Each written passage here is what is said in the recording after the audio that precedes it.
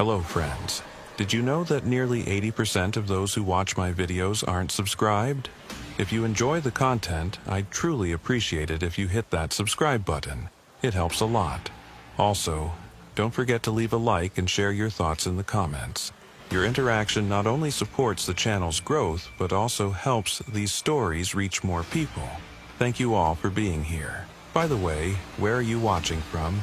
Let me know in the comments.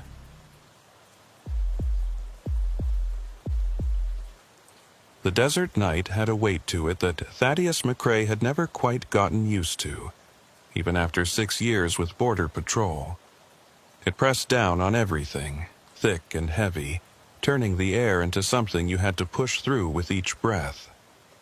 The beam from his mag light cut a narrow path through the darkness ahead, illuminating patches of creosote bush and ocotillo, their shadows stretching long and distorted across the sand.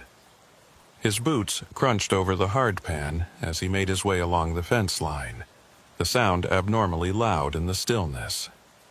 He'd been partnered with Ira Pendleton for about 8 months now, and the man had a way of moving through the desert that made Thaddeus feel clumsy by comparison. Ira was somewhere off to his left, maybe 30 yards out, his own flashlight bobbing like a firefly in the blackness. They were working a grid pattern tonight, checking a stretch of fence that had seen some unusual activity over the past week. Nothing concrete, just sensor hits that didn't add up, tracks that seemed to appear and disappear without rhyme or reason. The kind of thing that made the hair on the back of your neck stand up if you let yourself think about it too long. "You getting anything over there?" Thaddeus called out, his voice sounding strange and flat in the open air. There was a pause, just long enough to make him wonder if Ira had heard him at all, before his partner's response crackled through the radio on his belt. "Nothing but rocks and rattlesnakes," Ira said. "This whole sector's been dead quiet all week. Makes you wonder what tripped those sensors." Thaddeus didn't have an answer for that. He'd seen plenty of false alarms in his time, animals mostly, sometimes just the wind kicking up enough dust to fool the equipment. But there was something about this particular stretch that bothered him, had been bothering him for days now. The sensors here were newer, more reliable, and they'd been going off with a regularity that suggested something more than random wildlife. 3 nights running, always between 2 and 4 in the morning, always in roughly the same spot. And yet, every time they came out to investigate, there was nothing. No tracks, no sign of passage, nothing disturbed. Just empty desert and that oppressive silence. They'd been out here for maybe 40 minutes when Thaddeus spotted the first light. It was off to the southwest, maybe a quarter-mile distant, a pale flicker that reminded him of the emergency flares they sometimes saw found abandoned along the migrant trails. He stopped walking and raised his hand, signaling Ira, even though he knew his partner probably couldn't see the gesture in the dark. The light bobbed once, twice, then seemed to drift sideways, moving parallel to the border fence. It didn't behave like a flare at all. Flares burned steady and bright before guttering out. This thing pulsed, fading almost to nothing before brightening again, and it moved with a deliberate quality that made his chest tighten. "Ira, you seeing this?" He kept his voice low, though he couldn't have said why. The light was too far away for whoever was carrying it to hear him, if it was even a person at all. "Yeah, I got it." Ira's voice had changed, lost that easy drawl it usually carried. "That's not a flare." "No," Thaddeus agreed. "It's not." They watched in silence as the light continued its strange sideways drift, never getting closer, never moving away. Thaddeus pulled out his GPS unit and marked their position, then marked the approximate location of the light. The numbers didn't make sense. According to the GPS, the light was coming from a position that should have been on the Mexican side of the border, but not by much. Maybe 50 yards, maybe less. He frowned at the screen, tapped it a couple times to make sure it was working properly. The numbers shifted slightly, jumping a few meters to the east, then back again. "GPS is acting weird," he said. "You getting the same thing?" There was another pause, longer this time, before Ira responded. "Yeah, mine's jumping around like it can't decide where we are. Says we're in 3 different spots at once. That wasn't right. The units were supposed to be accurate to within a few feet. Military-grade hardware that could pinpoint your location anywhere on Earth." Thaddeus shook his unit, which he knew was pointless, but did it anyway, watching as the coordinates flickered and shifted on the display. The light in the distance had stopped moving now. It hung there in the darkness, pulsing slowly, and he got the distinct impression that it was watching them, waiting to see what they would do next.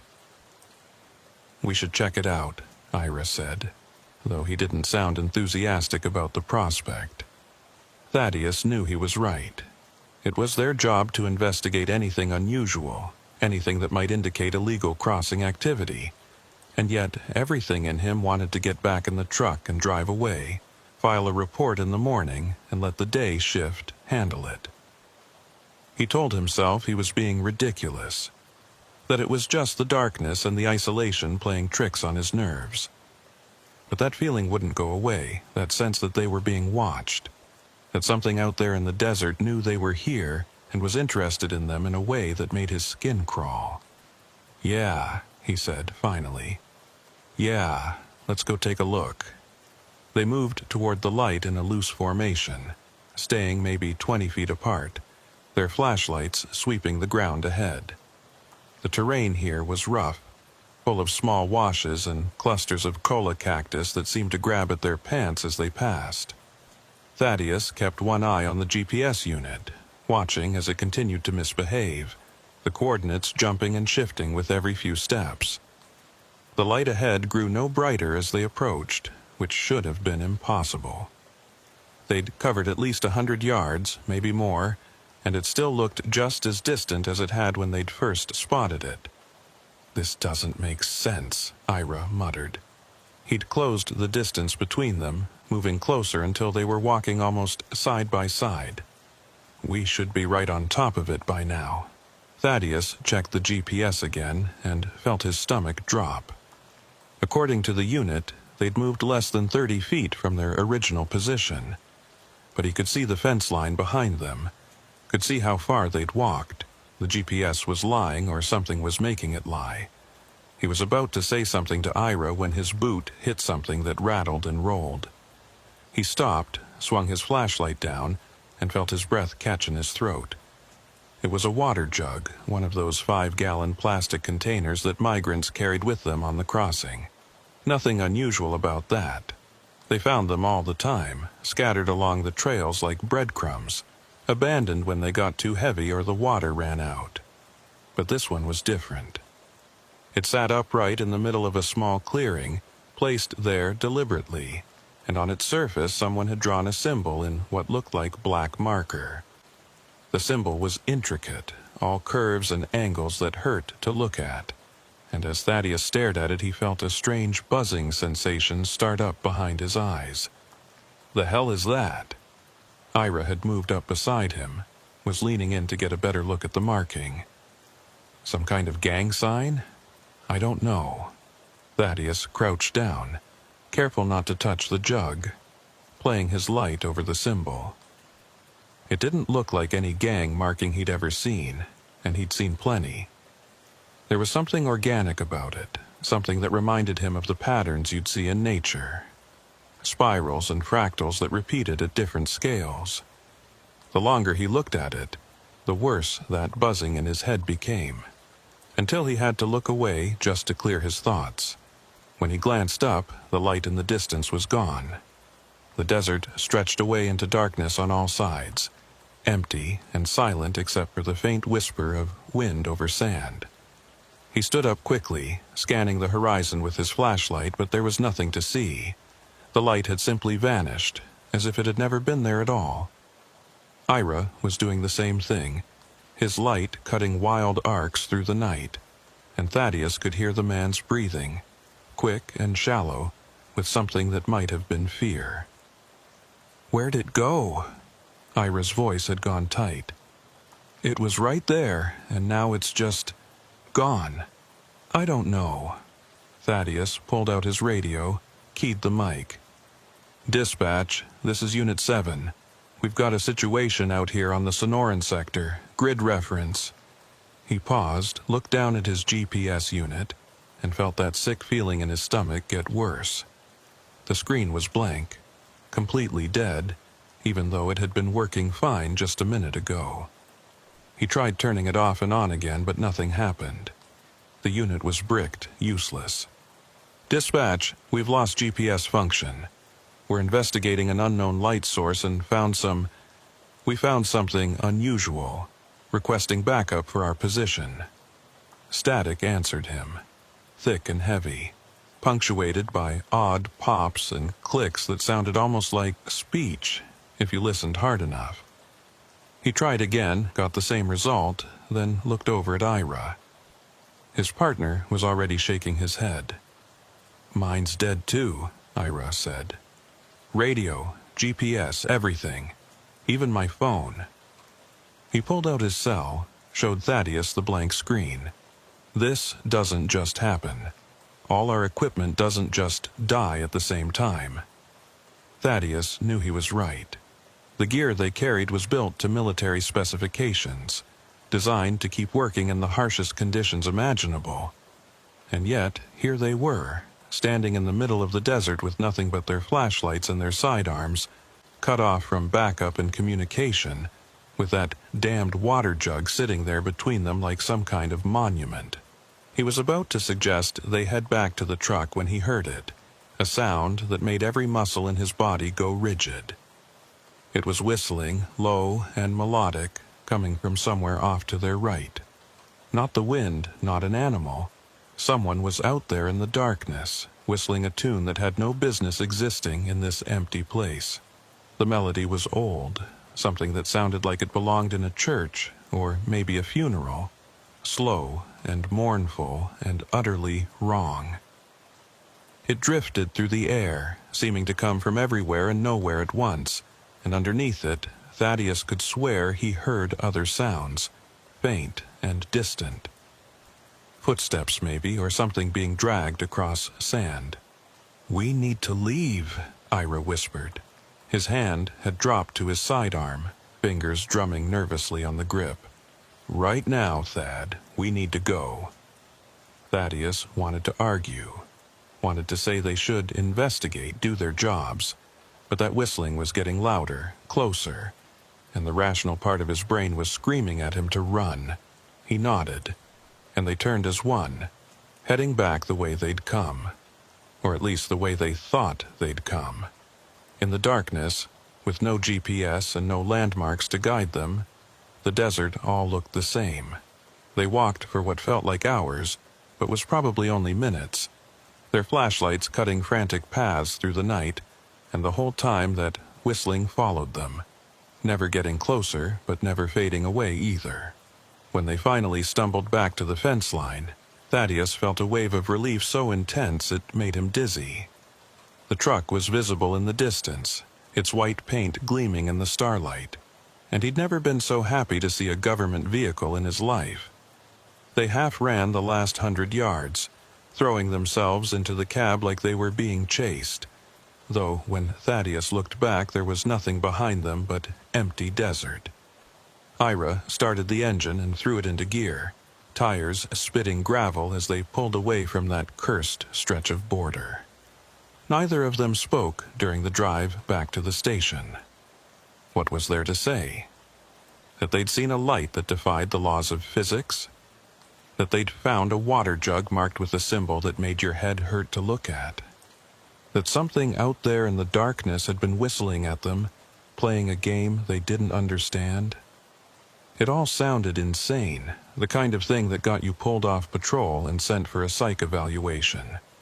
So they drove in silence, and when they finally pulled into the station lot, Ira killed the engine and just sat there for a long moment, staring straight ahead. "You ever hear about the old crossing routes?" he asked finally. His voice was quiet, thoughtful. The ones from way back, before the fence, before any of this modern stuff? Thaddeus shook his head. What about them? There were stories, Ira said.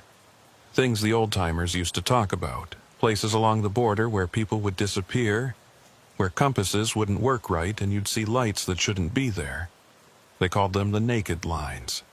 Strips of desert where all the normal rules just stopped applying. He turned to look at Thaddeus, his face pale in the dashboard lights. I always thought it was just bullshit, you know? Campfire stories to scare the rookies. But after tonight, I don't know what to think. Thaddeus finished. He pulled out his GPS unit, tried turning it on again. This time it came to life. The screen flickering on to show their current position with perfect accuracy. His radio crackled to life as well, dispatch asking for a status update in a bored voice that suggested they had no idea anything unusual had happened. Everything was working again, as if the past hour had been nothing but a shared hallucination. But Thaddeus knew better. He could still hear that whistling in his head, could still see that symbol burned into the water jug. Whatever they'd encountered out there on the naked line, it had been real, and it was still waiting in the darkness, patient and terrible, for the next people foolish enough to go looking for lights that didn't belong. The sun was setting over the Sonoran Desert 3 nights later, when Thaddeus McCrae found himself back at the station, filling out paperwork that should have been simple but somehow wasn't. Every time he tried to write down what had happened out there on the fence line, his pen would hover over the paper and his mind would go blank. How do you explain that your equipment malfunctioned for no reason?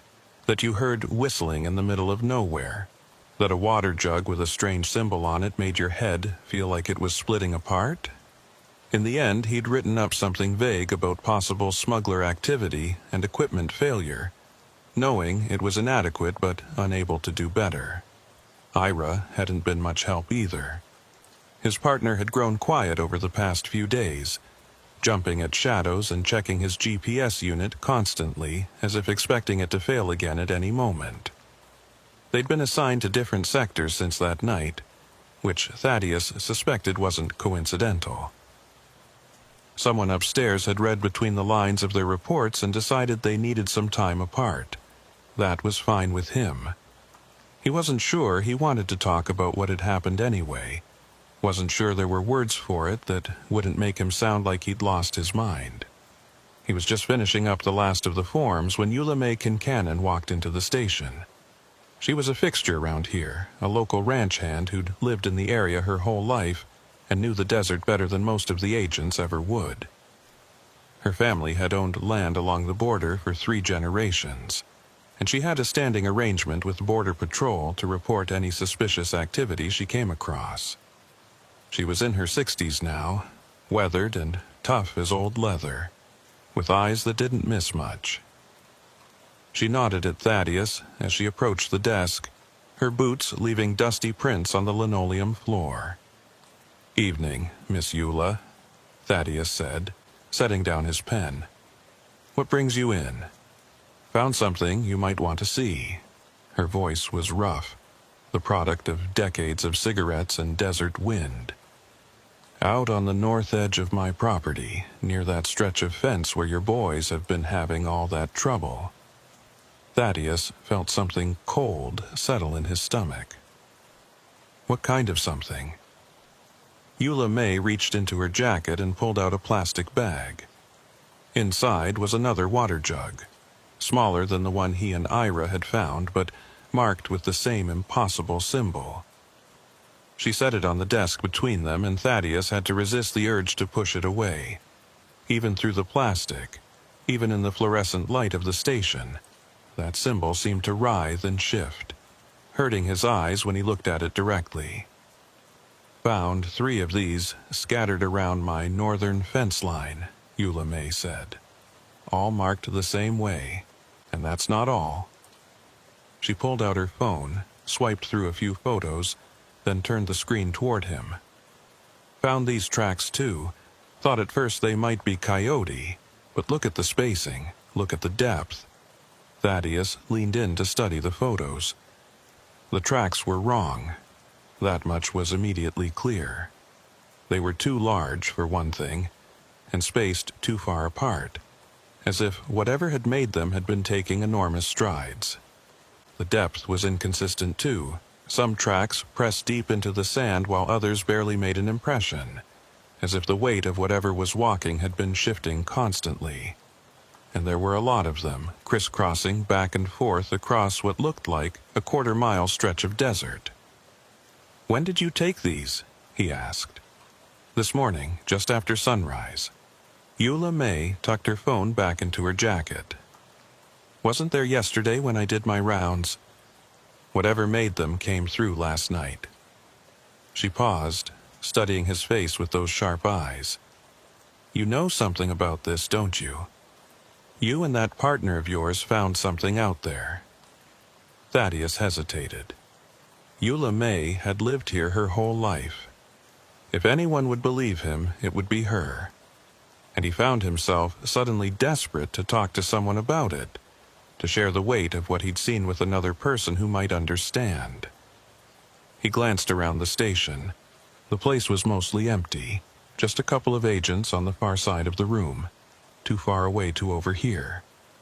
He leaned forward and told her everything in a low voice, watching her face for signs of disbelief or mockery. He found neither. When he finished, Eula May was quiet for a long moment.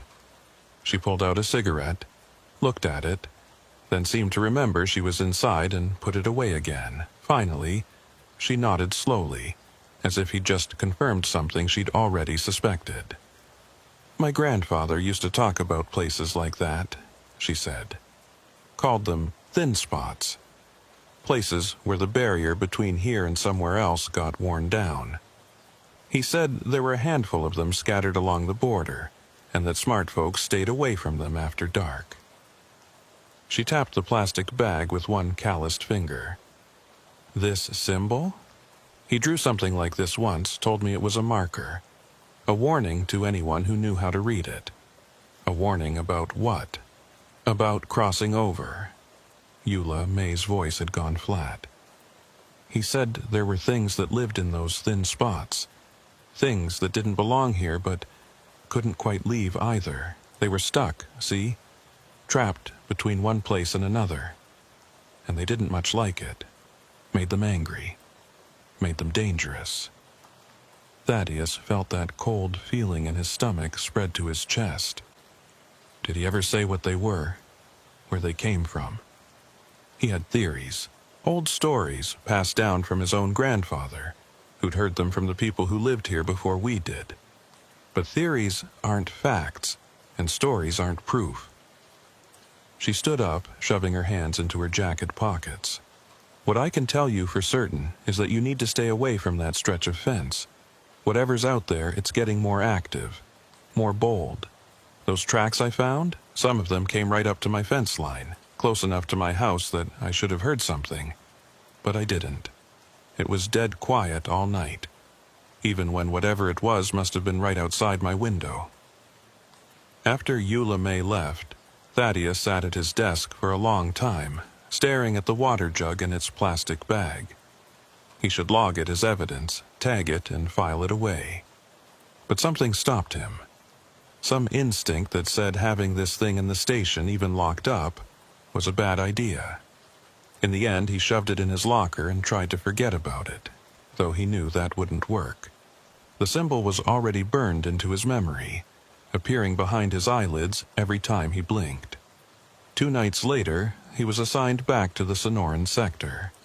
He'd requested a different area, tried to get himself moved to literally anywhere else, but there weren't enough agents to go around and someone had to patrol the border.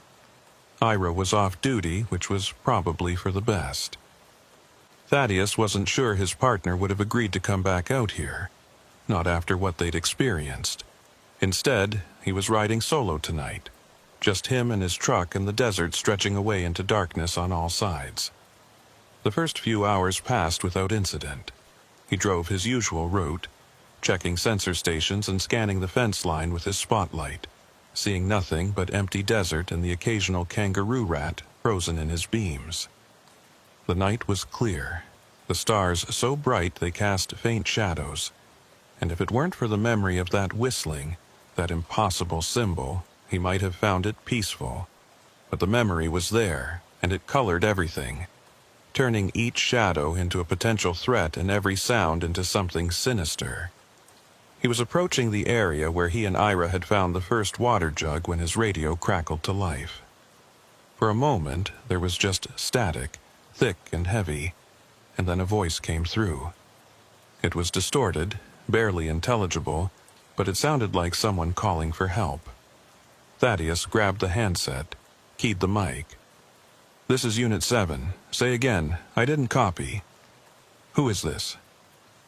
More static, and then the voice came through again, clearer this time, but still wrong somehow.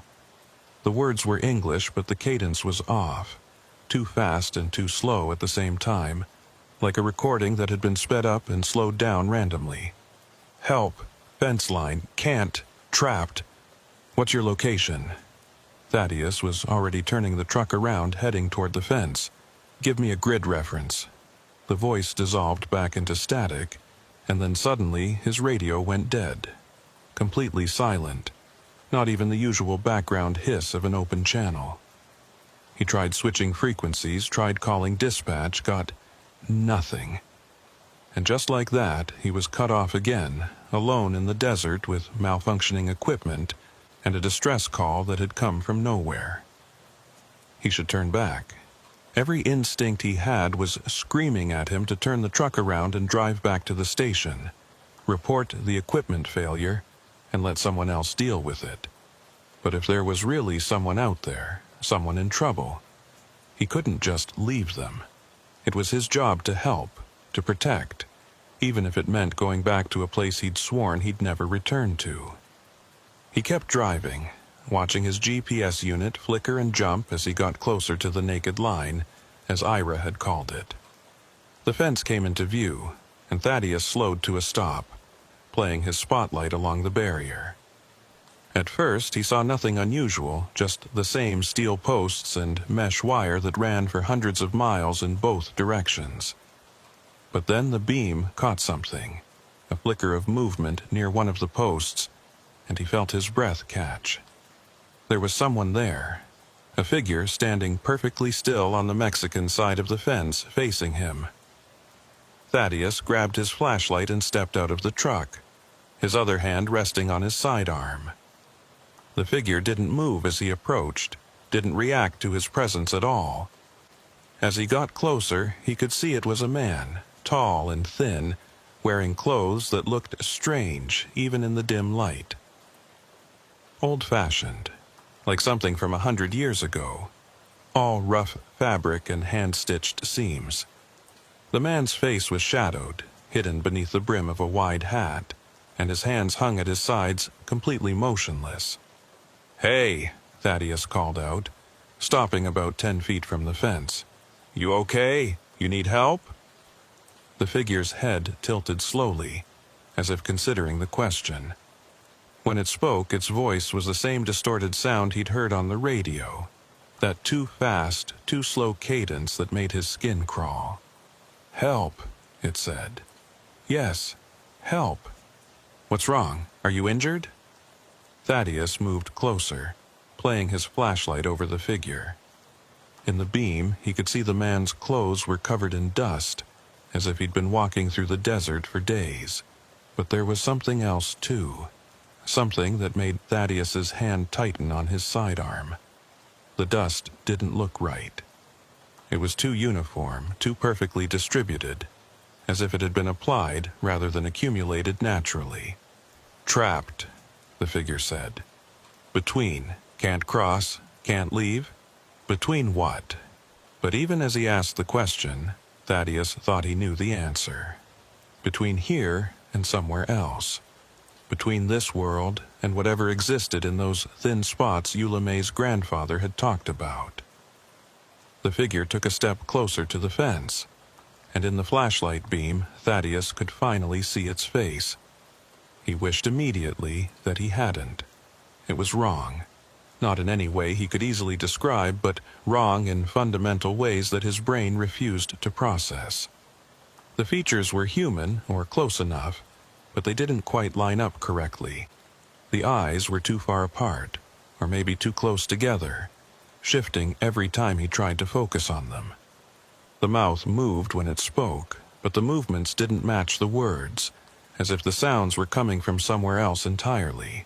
And the skin, when the light hit it directly, seemed to ripple and shift like water, revealing glimpses of something underneath that Thaddeus's mind simply couldn't accept. "Stay back," he said, his voice coming out higher than he intended.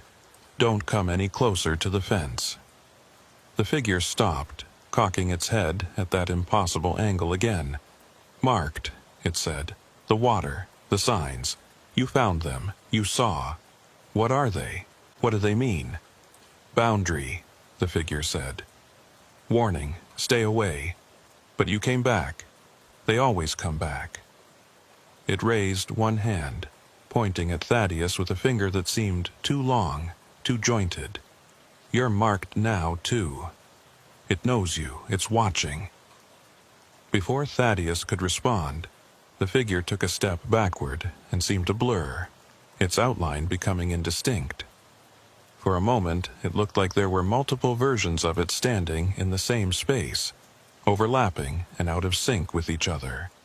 Then it was gone, simply erased from existence as if it had never been there at all. Thaddeus stood frozen, his flashlight beam illuminating empty desert on the other side of the fence, his heart hammering so hard he thought it might burst from his chest. He ran back to the truck and threw himself inside, locking the doors, even though he knew that wouldn't help if that thing decided to come after him. His hands were shaking as he tried the radio again, and this time it worked. Dispatch's voice coming through clear and strong, asking for his status. He told them everything was fine, that he'd had some equipment trouble, but it was resolved now, keeping his voice as steady as he could manage. They acknowledged and signed off, apparently satisfied with his explanation. Thaddeus started the engine and pulled away from the fence, but he couldn't stop checking his rearview mirror, half expecting to see that figure standing in the road behind him. The drive back to the station felt like it took hours, though his watch insisted it was only 20 minutes. When he finally pulled into the lot, he sat in the truck for a long time, trying to slow his breathing, trying to convince himself that what he'd seen was real and not some stress-induced hallucination. But he knew it was real. He could still hear that distorted voice in his head, could still see that wrong face with its shifting features. And worse, he understood what it had meant when it said he was marked. Whatever existed out there in the thin spots, it had noticed him. It knew who he was.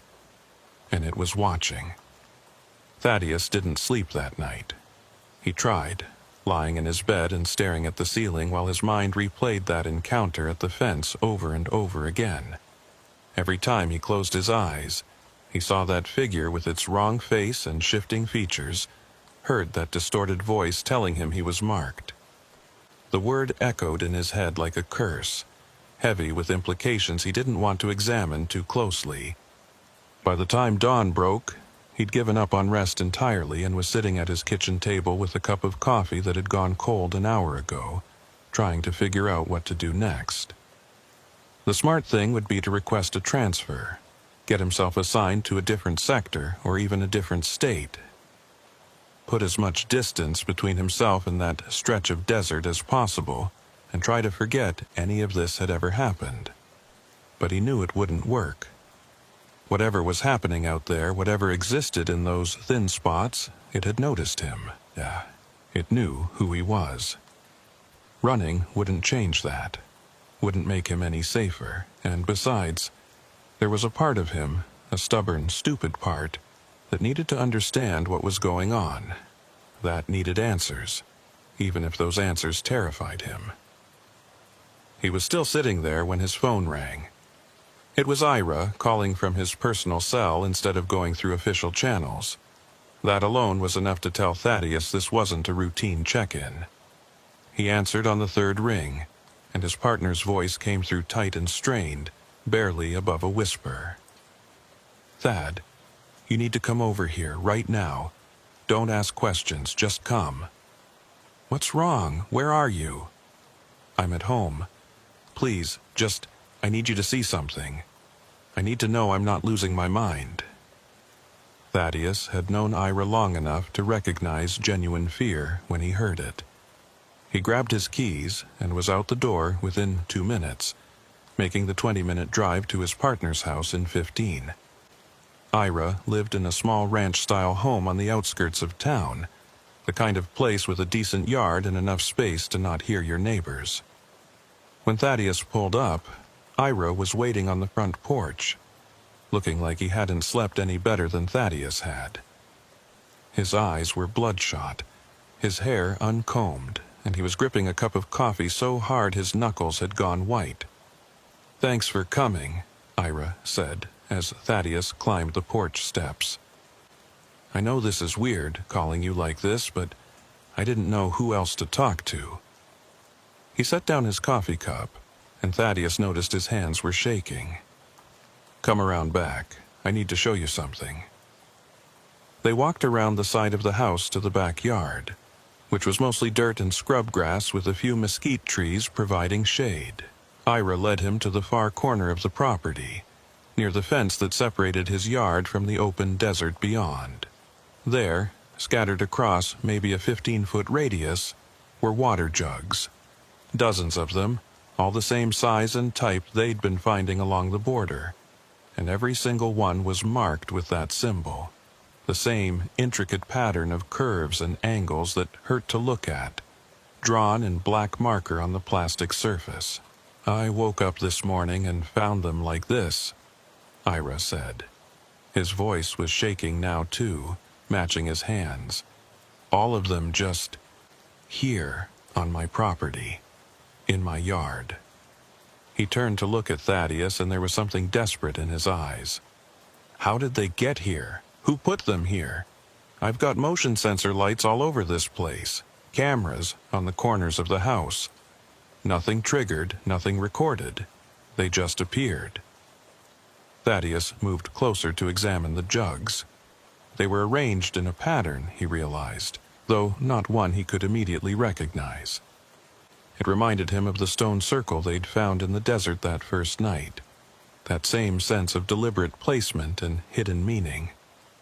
Some of the jugs were upright, others tipped on their sides, and the symbols on each one were slightly different, variations on the same basic theme. As he studied them, that buzzing sensation started up behind his eyes again, growing stronger the longer he looked. "Don't," Ira said sharply. "Don't stare at them too long. I made that mistake already. It's like they get inside your head, make you see things that aren't there." He rubbed his eyes, wincing.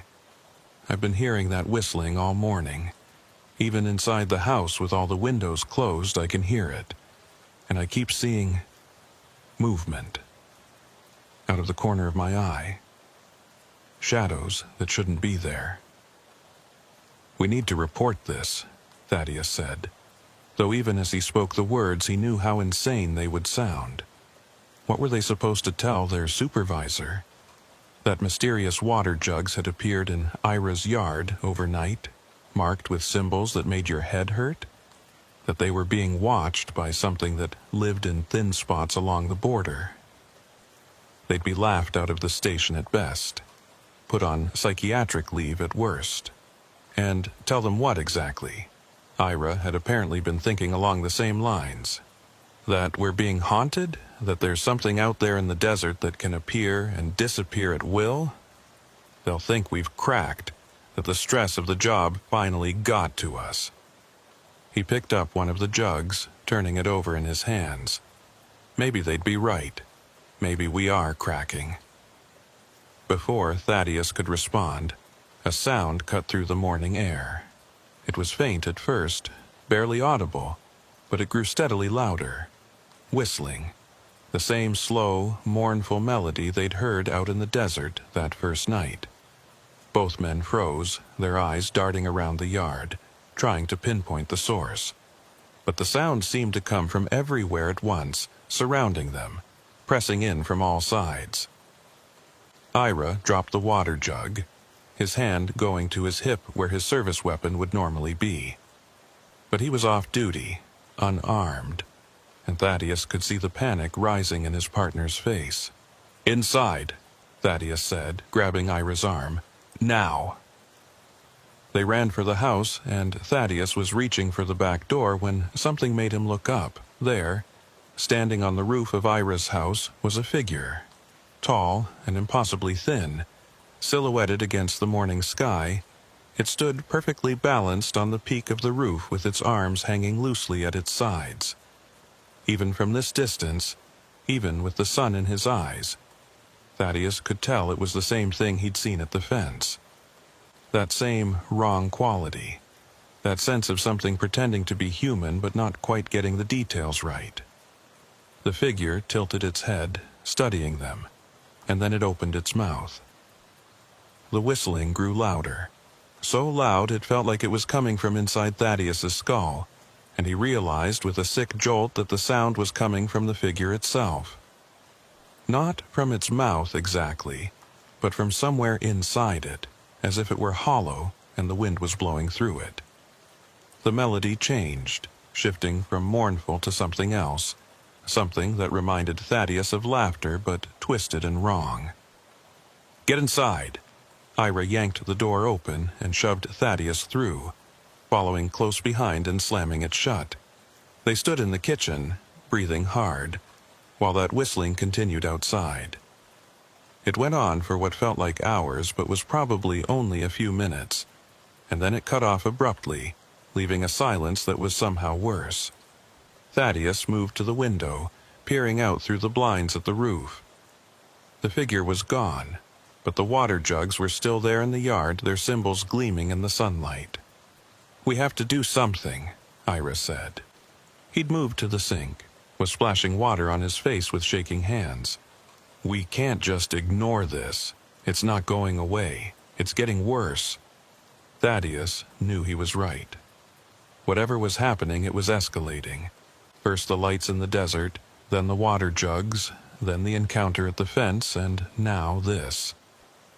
The thing was getting bolder, making its presence known in ways that couldn't be dismissed or rationalized away. It wanted them to know it was there, wanted them to be afraid.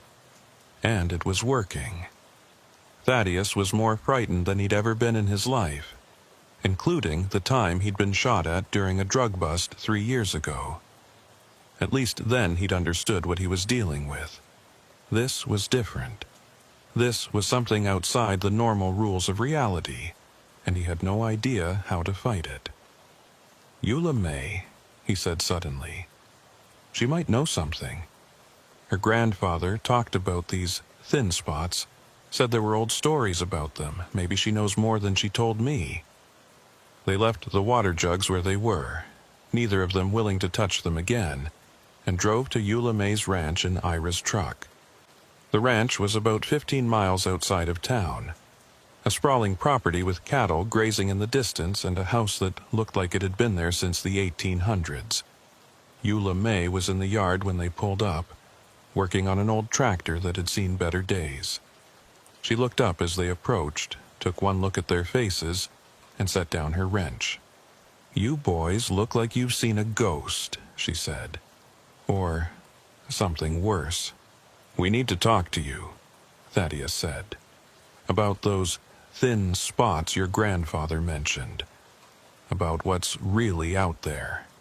Eula May was quiet for a long moment, studying them both with those sharp eyes. Then she nodded slowly and gestured toward the house. "Come on inside. This isn't a conversation to have in the open."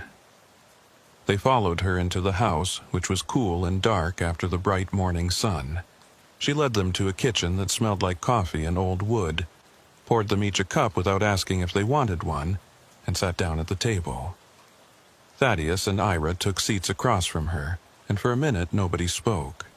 Eula May seemed to be gathering her thoughts, deciding how much to tell them. Finally, she sighed and began. "My grandfather was half Apache," she said. "His grandmother was full-blooded, lived on this land before it was a ranch, before there were borders or fences or any of that.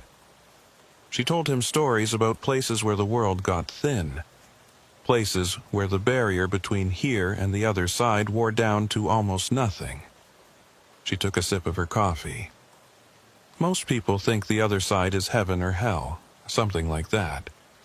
But according to the old stories, it's not. It's just elsewhere. A place that exists alongside ours but separate from it. And sometimes in certain spots the two places get too close together." "What happens when they do?" Ira asked. "Things slip through. Both ways sometimes. Creatures that don't belong here get trapped in between, can't go forward and can't go back. They're stuck, see, caught in a kind of limbo, and over time that does something to them, drives them mad, or as close to mad as something like that can get. They become dangerous, territorial. They start marking their territory, warning others away, but also trying to lure people in." Eula May set down her cup. "The symbols you've been finding? Those are markers, warnings for those who know how to read them, bait for those who don't." "Why us?" Thaddeus heard the desperation in his own voice. "Why is this thing targeting us specifically?" "Because you found it," Eula May said simply. "You stumbled into its territory, saw it when it didn't want to be seen, and now it knows you. It's marked you, claimed you in a sense." She leaned forward, her expression grave. "These things, they're like predators. Once they've identified prey, they don't let go easily. They'll follow you, haunt you, try to drive you mad, or lure you back into their territory, and if you do go back—" She didn't finish the sentence, but she didn't need to. "How do we stop it?" Ira's voice was barely above a whisper. "There has to be a way to make it leave us alone. The old stories say you can't kill something that's already caught between life and death. Can't banish it. Can't trap it. The only thing you can do is avoid it. Stay away from the thin spots, don't engage with it, don't acknowledge its presence. Eventually, if you ignore it long enough, it'll lose interest and move on to someone else." Eula May's expression suggested she didn't entirely believe this would work, but it was the only option she could offer. "Whatever you do, don't go back to that stretch of desert. Don't give it what it wants." They left Eula May's ranch with more questions than answers, but at least now they had some context for what was happening. The drive back to town was quiet, both men lost in their own thoughts. Thaddeus kept thinking about what Eula May had said, about how these things claimed their prey and didn't let go. He wondered how many other Border Patrol agents had encountered something like this over the years, how many had been marked and haunted and driven to the edge of sanity. He wondered if any of them had survived. When they reached Ira's house, the water jugs were still there in the yard, but something had changed. They'd been rearranged, moved into a different pattern that formed a rough arrow pointing toward the desert, toward the thin spot. The message was clear. It wanted them to come back. It was waiting for them. "I'm calling in sick tomorrow," Ira said, as they stood in the driveway, staring at the arrow of water jugs. "Maybe the rest of the week. I can't go back out there right now." Thaddeus wanted to say he'd do the same, but he knew it wouldn't help. The thing had found Ira at his home, had marked him here on his own property. Calling in sick wouldn't protect him. Nothing would, except maybe doing what Eula May had suggested and trying to ignore it. Trying to pretend it didn't exist, even as it surrounded them with signs of its presence. It seemed impossible, but what choice did they have? "Yeah," Thaddeus said finally. "Yeah, that's probably a good idea." He drove home as the sun climbed higher in the sky, and the whole way he could feel something watching him. Not from the road, not from any specific direction, but from somewhere close by. Somewhere just out of sight. And he knew, with a certainty that made his stomach turn, that this was far from over. Whatever existed in that thin spot, it had marked him and Ira, and it wouldn't rest until it got what it wanted. He just had no idea what that was. 3 days passed. 3 days during which Thaddeus tried to follow Eula May's advice and ignore the signs, pretend none of it was happening. He went to work, filed his reports, drove his patrols in sectors far away from the naked line. He avoided Ira's calls at first, knowing his partner was struggling even more than he was, not wanting to feed into the shared paranoia that was threatening to consume them both. He tried to sleep, tried to eat, tried to maintain some semblance of normalcy, but it was like trying to hold water in his hands. Everything kept slipping away. The whistling followed him everywhere. Sometimes it was faint, barely audible beneath the sound of traffic or the hum of the station's air conditioning.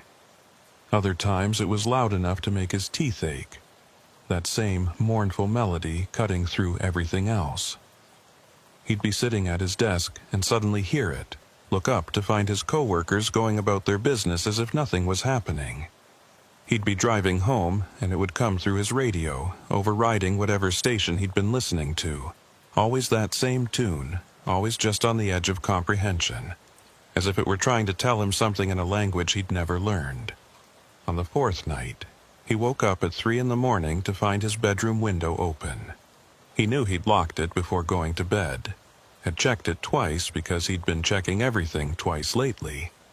But there it was, wide open with the curtains billowing in the desert breeze. And there on his windowsill, placed with deliberate care, was a water jug marked with that symbol. Thaddeus stared at it for a long time, his heart hammering in his chest, before he finally got up and approached. The symbol seemed to glow faintly in the darkness, though he knew that was impossible. It was just marker on plastic, nothing more. He picked up the jug, and the moment his fingers touched it, he felt a jolt run through his body. Not painful, exactly, but intense, like touching a live wire. Images flooded his mind, rapid and disjointed. The desert at night, the fence line, figures moving in the darkness, too many to count, all of them wrong in that same fundamental way. And underneath it all, a voice, speaking in that distorted cadence. Come back, come back, come back. Thaddeus dropped the jug and stumbled away from the window, his breath coming in ragged gasps. He grabbed his phone and called Ira, not caring that it was the middle of the night. His partner answered on the first ring, sounding wide awake. "It's in my house," Ira said before Thaddeus could speak. "I can hear it moving around downstairs. I locked every door, every window, but it got in anyway. Thad, what do we do? What the hell do we do?" "Stay where you are. I'm coming over." "No, don't. Don't leave your house. I think that's what it wants. It wants us to run, wants us to panic and make mistakes."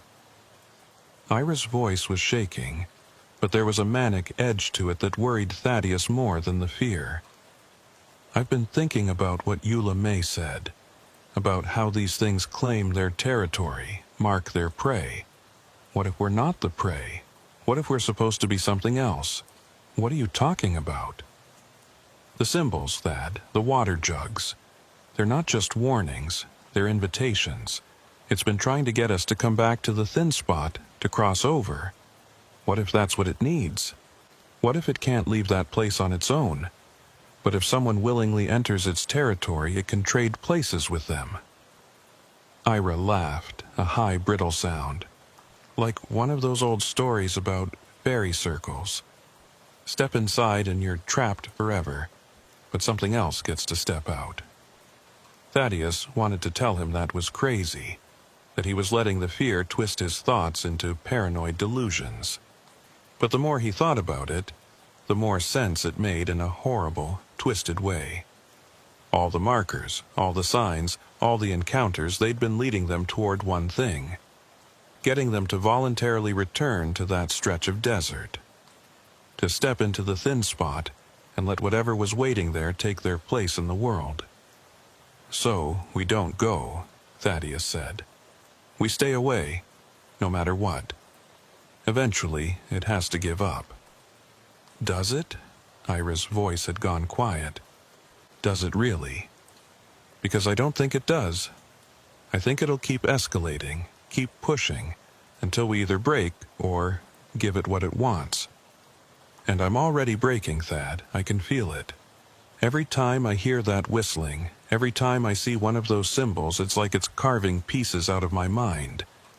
How long before there's nothing left? Thaddeus didn't have an answer for that.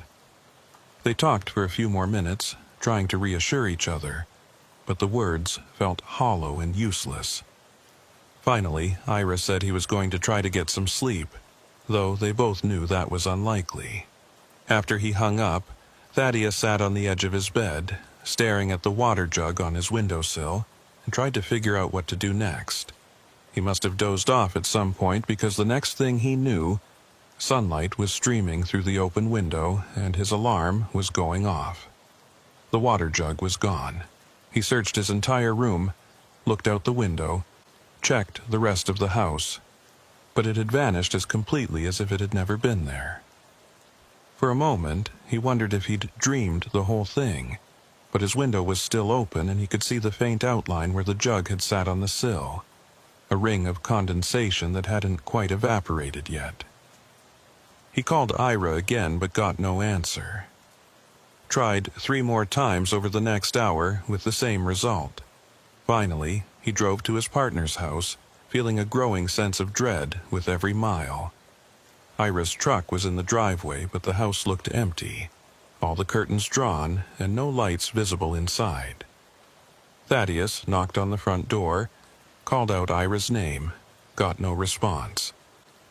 The door was unlocked, which set off alarm bells immediately. Ira was meticulous about home security, especially after the water jugs had appeared in his yard. Inside, the house was a mess. Not ransacked or torn apart, but disturbed in subtle ways that were somehow worse. Furniture had been moved a few inches out of position. Pictures on the walls hung slightly crooked. The kitchen cabinets were all open, revealing their contents. And everywhere on every surface were water jugs marked with that symbol. Hundreds of them, far more than could fit in the house through normal means, covering the floors and counters and tables like some kind of grotesque infestation. Ira? Thaddeus moved through the house, careful not to touch any of the jugs, his hand resting on his sidearm. Ira, where are you? He found the note in the bedroom, propped against a pillow on the unmade bed. The handwriting was Ira's, but shaky and uneven, as if written by someone whose hands wouldn't stop trembling. I can't take it anymore. It's in my head all the time now, that whistling, and I see it everywhere I look, in mirrors, in windows, in the shadows. It's not going to stop. It's never going to stop unless I give it what it wants. I'm sorry, Thad. I tried to fight it, but I'm not strong enough. Maybe if I go, it'll leave you alone. Maybe that's how it works. One of us has to cross over, and the other gets to be free. I hope that's true. I hope you make it out of this. Don't come looking for me. Don't make the same mistake I did. Just forget about the naked line and everything that happened there. Forget about me. Ira.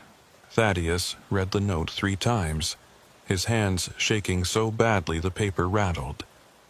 He knew where Ira had gone, knew what his partner was planning to do, and he knew he should listen to the note, should stay away and let whatever was going to happen, happen. But Ira was his partner, his friend, and he couldn't just abandon him to whatever waited in that thin spot. He had to try to stop him, even if it meant walking into a trap. The drive to the Sonoran sector felt like it took forever, and no time at all. The sun was high in the sky. the desert shimmering with heat, and Thaddeus kept expecting his radio to crackle to life with news that another agent had found Ira wandering the desert. Disoriented, but okay. But the radio stayed silent except for routine chatter, and when he reached the stretch of fence where it had all begun, Ira's truck was there waiting.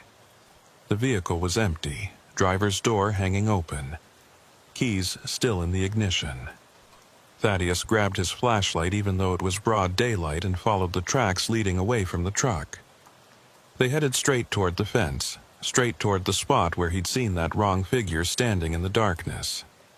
The tracks were deep and evenly spaced at first, but they got more erratic as they went, swerving and stumbling as if Ira had been fighting with himself, trying to turn back but unable to stop moving forward.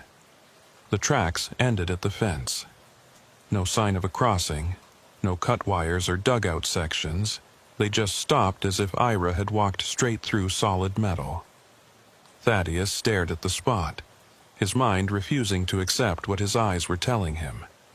People couldn't walk through chain-link fencing. It wasn't possible. But the tracks didn't lie, and neither did the single item he found lying on the ground on this side of the barrier. Ira's badge, the metal gleaming in the sunlight, still clipped to its holder. Thaddeus picked it up with trembling hands, and the moment he did, he heard it. The whistling, louder than it had ever been, coming from everywhere and nowhere. The desert around him seemed to darken, even though the sun was still high, shadows lengthening and deepening in ways that defied the laws of physics. And there, standing on the other side of the fence exactly where the tracks ended, was Ira. Except it wasn't Ira. Not really. It had Ira's face, Ira's build, wore Ira's clothes. But something was wrong about it. The proportions were slightly off, the movements too fluid and too jerky at the same time. It stood there with its arms hanging at its sides, head cocked at that impossible angle, and when it spoke it was with Ira's voice but in that distorted cadence that made Thaddeus's skin crawl. He crossed over, it said. Willingly, the bargain is complete. He stays, I leave.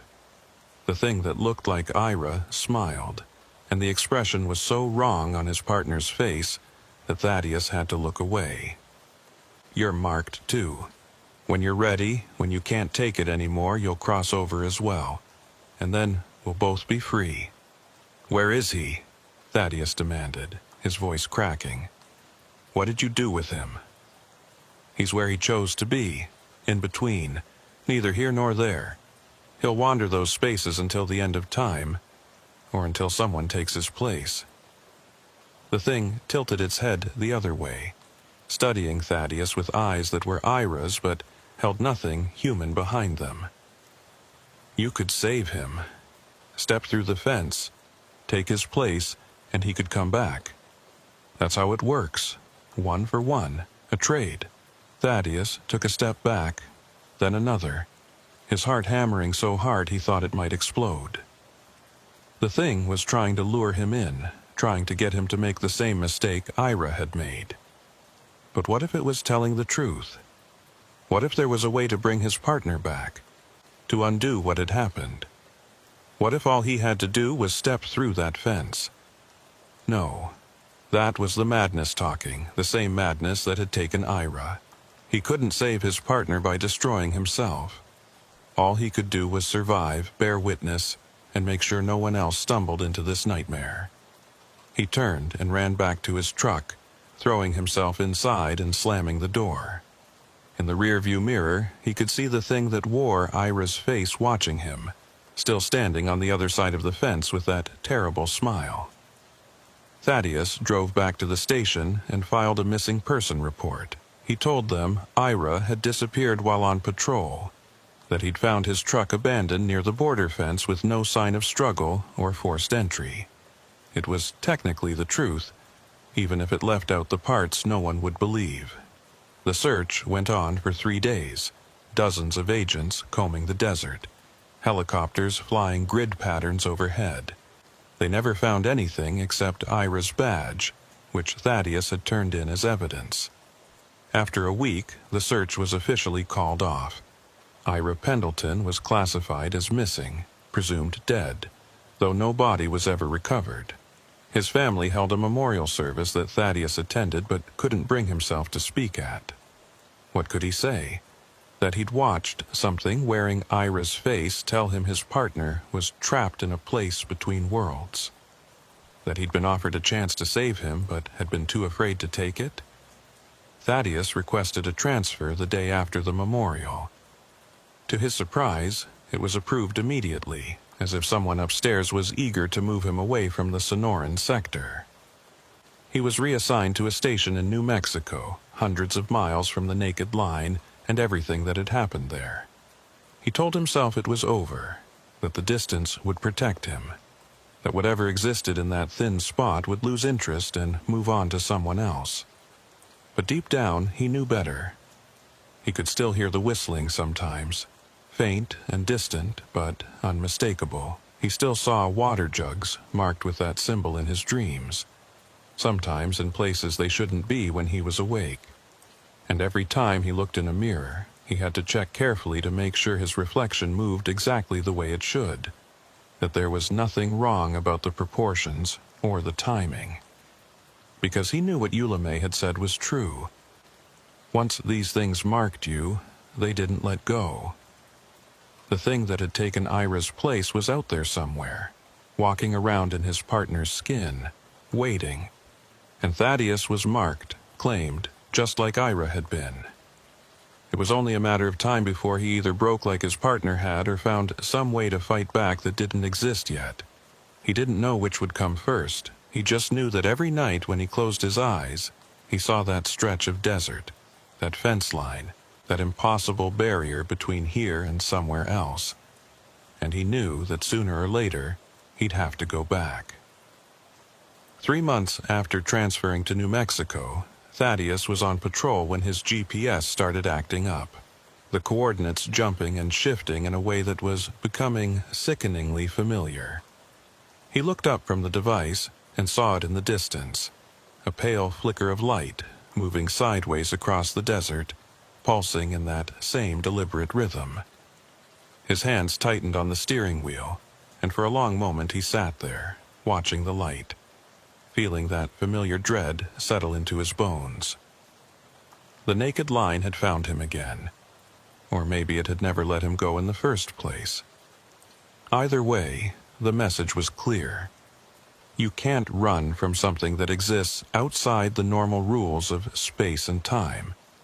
You can only endure it, survive it, and hope that whatever lives in those thin spots eventually finds prey that's easier to claim. Thaddeus put the truck in gear and drove away from the light, refusing to look back. But he could feel it watching him, patient and hungry, as it had been from the very beginning, and he knew that this wasn't over. It would never be over. Not until he either crossed through that invisible barrier himself, or found some way to close it forever. He suspected he'd run out of luck long before he figured out which option was possible.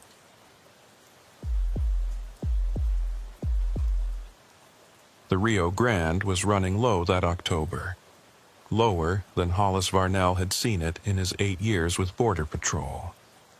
The drought had turned sections of the river into little more than muddy streams, exposing sandbars and rock formations that normally stayed hidden beneath the surface. It made his job easier in some ways, harder in others. Crossings increased when the water was shallow, but it also meant more places to watch, more routes to patrol. He'd been pulling double shifts for the past 2 weeks, and the exhaustion was starting to show in the way his hands shook when he poured his morning coffee. Tonight, he was working the stretch between Del Rio and Eagle Pass, a 20-mile section of river that had been relatively quiet lately. Too quiet, according to some of the other agents. There was talk that the cartels had shifted their operations elsewhere, or that increased patrols had finally deterred the smugglers. But Hollis had been doing this long enough to know that silence along the border usually meant something was brewing. People didn't just stop crossing. They changed tactics, found new routes, waited for the right moment. The The question was always when, not if. He was sitting in his truck at one of the observation points thermal camera trained on the opposite bank when his radio crackled. It was Orson Keene, his sector supervisor, calling from the station 15 miles north. Orson was old school, been with Border Patrol since before they had half the technology they used now, and he had a sixth sense about the river that Hollis had learned to trust. "Varnell, you getting anything on thermal down there?" Orson's voice was rough, worn down by years of cigarettes and desert dust. "Negative. It's dead quiet tonight. Water's so low I can see halfway across in some spots." Hollis adjusted the camera, scanning the Mexican side of the river for any heat signatures. "Why, you hearing something different?" "Maybe. We've been getting some weird sensor hits about 3 miles south of your position. Pattern doesn't match anything human. Could be animals, but..." Orson paused and Hollis could hear him tapping something. Probably a pencil against his desk like he always did when he was thinking. "Could be equipment malfunction too. These sensors have been acting up all week. But I want you to check it out anyway. Take a drive down there, see if anything looks off." "Copy that. Heading south now." Hollis put the truck in gear and started down the dirt road that paralleled the river. The night was clear and cold. The kind of cold that came with desert darkness when there was no cloud cover to trap the heat. His headlights cut through the blackness, illuminating mesquite trees and scattered cacti, their shadows stretching long and distorted. He'd made this drive 1,000 times, knew every curve and pothole. But tonight, something felt different. The air had a thickness to it, a weight that made it hard to breathe, and the usual sounds of the desert seemed muted and distant. He reached the sensor station in about 10 minutes, a small metal box on a pole that monitored ground vibrations and heat signatures in a 100-yard radius. The indicator light was blinking red, which meant it had detected something. But when Hollis checked the readout, the data made no sense. The sensor was registering movement, multiple contacts, but the pattern was wrong. The heat signatures were there 1 second and gone the next, appearing and disappearing in a way that suggested either the sensor was broken or something was moving in and out of the water repeatedly. Hollis grabbed his spotlight and walked down to the riverbank. The Rio Grande stretched away into darkness on both sides, the water moving slowly over exposed rocks and sandbars. He played the light across the surface, watching for ripples or disturbances, but everything looked normal, quiet, empty. He was about to head back to the truck when he noticed something odd about the water itself. In the beam of his spotlight, it looked darker than it should, almost black, and when he crouched down to get a closer look, he realized the surface was perfectly still. No current, no movement at all, as if the river had frozen in place. That wasn't possible. The Rio Grande never stopped flowing, not completely. Even in drought conditions, there was always some current, however slight. But this section of water looked like glass, smooth and unblemished, reflecting the stars above with perfect clarity. Hollis reached out with one hand, intending to touch the surface, but something stopped him. Some instinct deep in his lizard brain that screamed danger, that told him putting his hand in that water would be a mistake he wouldn't live to regret. He pulled back and stood up, his heart rate elevated for reasons he couldn't quite explain. The thermal camera on his belt was beeping, indicating heat signatures nearby, but when he raised it to look, there was nothing there. Just empty riverbank and still water. He was reaching for his radio to report the sensor malfunction when he saw them. Tracks in the mud at the water's edge. Human footprints, bare feet, leading out of the river and up the bank toward the U.S. side. That was strange, but not unprecedented. People crossed barefoot all the time, trying to avoid leaving recognizable shoe treads. What made Hollis's skin crawl was that the tracks were wrong. They were too evenly spaced, too perfectly formed, as if whoever had made them had been walking with mechanical precision.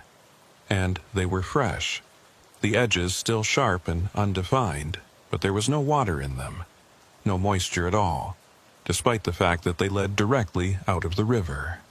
Hollis followed the tracks with his light, watching them continue up the bank for maybe 20 feet before they simply stopped, not faded away, not obscured by rocks or vegetation. They just ended in the middle of open ground, as if the person who'd made them had vanished into thin air. He walked over to where the last print was, crouched down to examine it more closely. The impression was deep, suggesting significant weight, but there was something else too. A smell, faint but unmistakable, like river water in decay, old and stagnant. The kind of smell you got from pools that had been sitting too long in the sun. His radio crackled again, making him jump. It was Orson, asking for a status update. Hollis keyed the mic, trying to keep his voice steady. "I'm at the sensor location, getting some unusual readings. Found tracks leading out of the water, but they don't go anywhere. Possible sensor malfunction, but I'm not sure." "What do you mean they don't go anywhere?" "They just stop. Middle of the riverbank, no explanation. And the water here is—" Hollis paused, trying to find words that wouldn't make him sound crazy. "It's not moving at all, like it's frozen, but it's not cold enough for that." There was a long silence on the other end. When Orson spoke again, his voice had changed, gone flat and careful. "Varnell, I want you to get back in your truck and return to the observation point. Don't investigate further. I'm sending backup your way." "Copy, but I don't think there's anyone here. Whatever triggered the sensor is gone now. Just do it, Hollis. I've seen this before. Get back to your truck, now." The urgency in Orson's voice sent a chill down Hollis's spine. He'd never heard his supervisor sound like that. Not in 8 years. He turned to head back to his vehicle, and that's when he noticed the water had changed. It was moving again, but not in any natural way. The surface was rippling, small concentric circles spreading outward from multiple points, as if something beneath was rising toward the surface. Hollis watched, transfixed, as the ripples grew larger and the water in the center of each circle began to bulge upward, forming small mounds that glistened in his spotlight beam. He took a step back, then another, unable to look away from whatever was happening in the river. The mounds continued to rise, and he could see now that they weren't just water. There was something solid underneath, something pushing up from below. The shapes were vaguely human, head and shoulders breaking the surface, but they moved wrong, too fluid and too rigid at the same time. And they were all facing toward him, these rising figures, as if they knew exactly where he was standing. Hollis turned and ran. His training told him to assess the threat, maintain visual contact, call for backup, but every survival instinct he possessed was screaming at him to get away from the river, to put as much distance between himself and those things as possible. He made it to his truck and threw himself inside, his hands shaking so badly he could barely get the key in the ignition. The engine roared to life, and he slammed it into gear, tires spinning in the loose dirt as he accelerated away from the riverbank. He'd made it maybe 100 yards when something appeared in his headlights. A figure standing in the middle of the road, perfectly still. Hollis hit the brakes instinctively, and the truck skidded to a stop with the bumper inches from the person. It was a man, or something shaped like a man, standing there barefoot and dripping wet despite the fact that the river was a quarter-mile behind them now. The figure's clothes hung on it strangely, as if they didn't quite fit right, and when the headlights hit its face, Hollis saw that its eyes were wrong. Too large, too reflective, catching the light like an animal's eyes would, but with an intelligence that was distinctly human. The figure tilted its head, studying the truck, and then it smiled. The expression was terrible, too wide and too knowing, revealing teeth that seemed too white and too sharp. It raised one hand and pressed it against the hood of the truck, and Hollis heard metal creak under the pressure. Saw the hood dent inward as if struck by something much heavier than a human hand. Then the figure leaned forward, bringing its face close to the windshield, and opened its mouth. No sound came out, but Hollis could see its throat working, see it forming words that he couldn't hear. His radio exploded into static so loud it hurt his ears.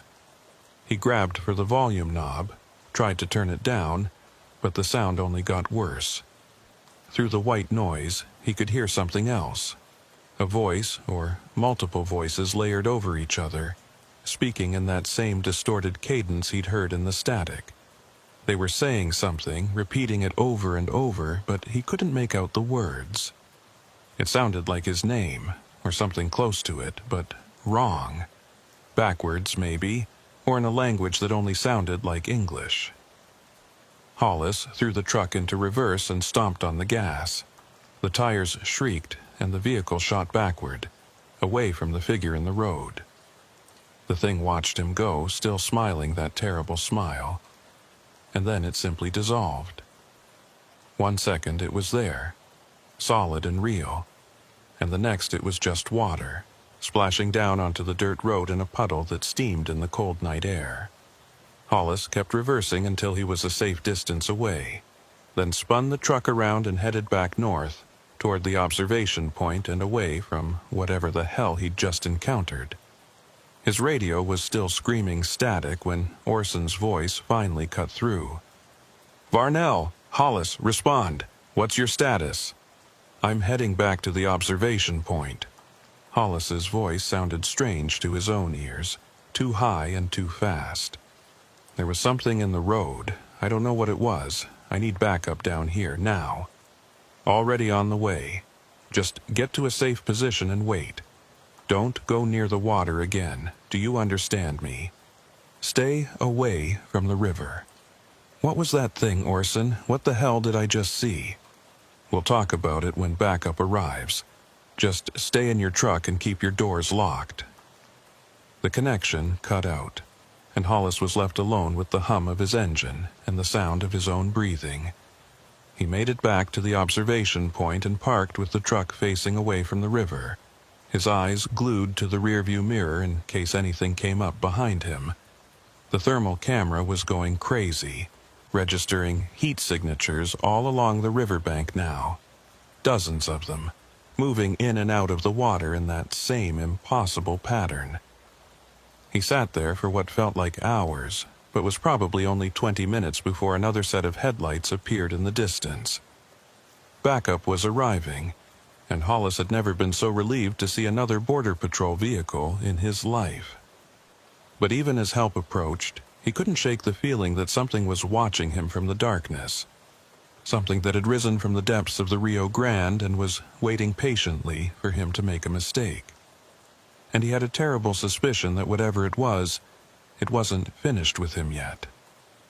The backup that arrived was a younger agent named Torres, someone Hollis had seen around the station but never worked with directly.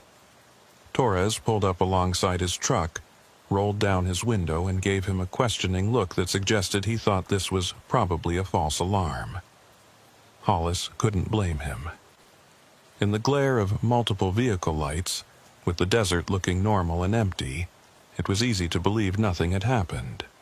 But the memory of that figure in the road, the way it had pressed its hand into the hood of his truck, was still fresh and terrifying.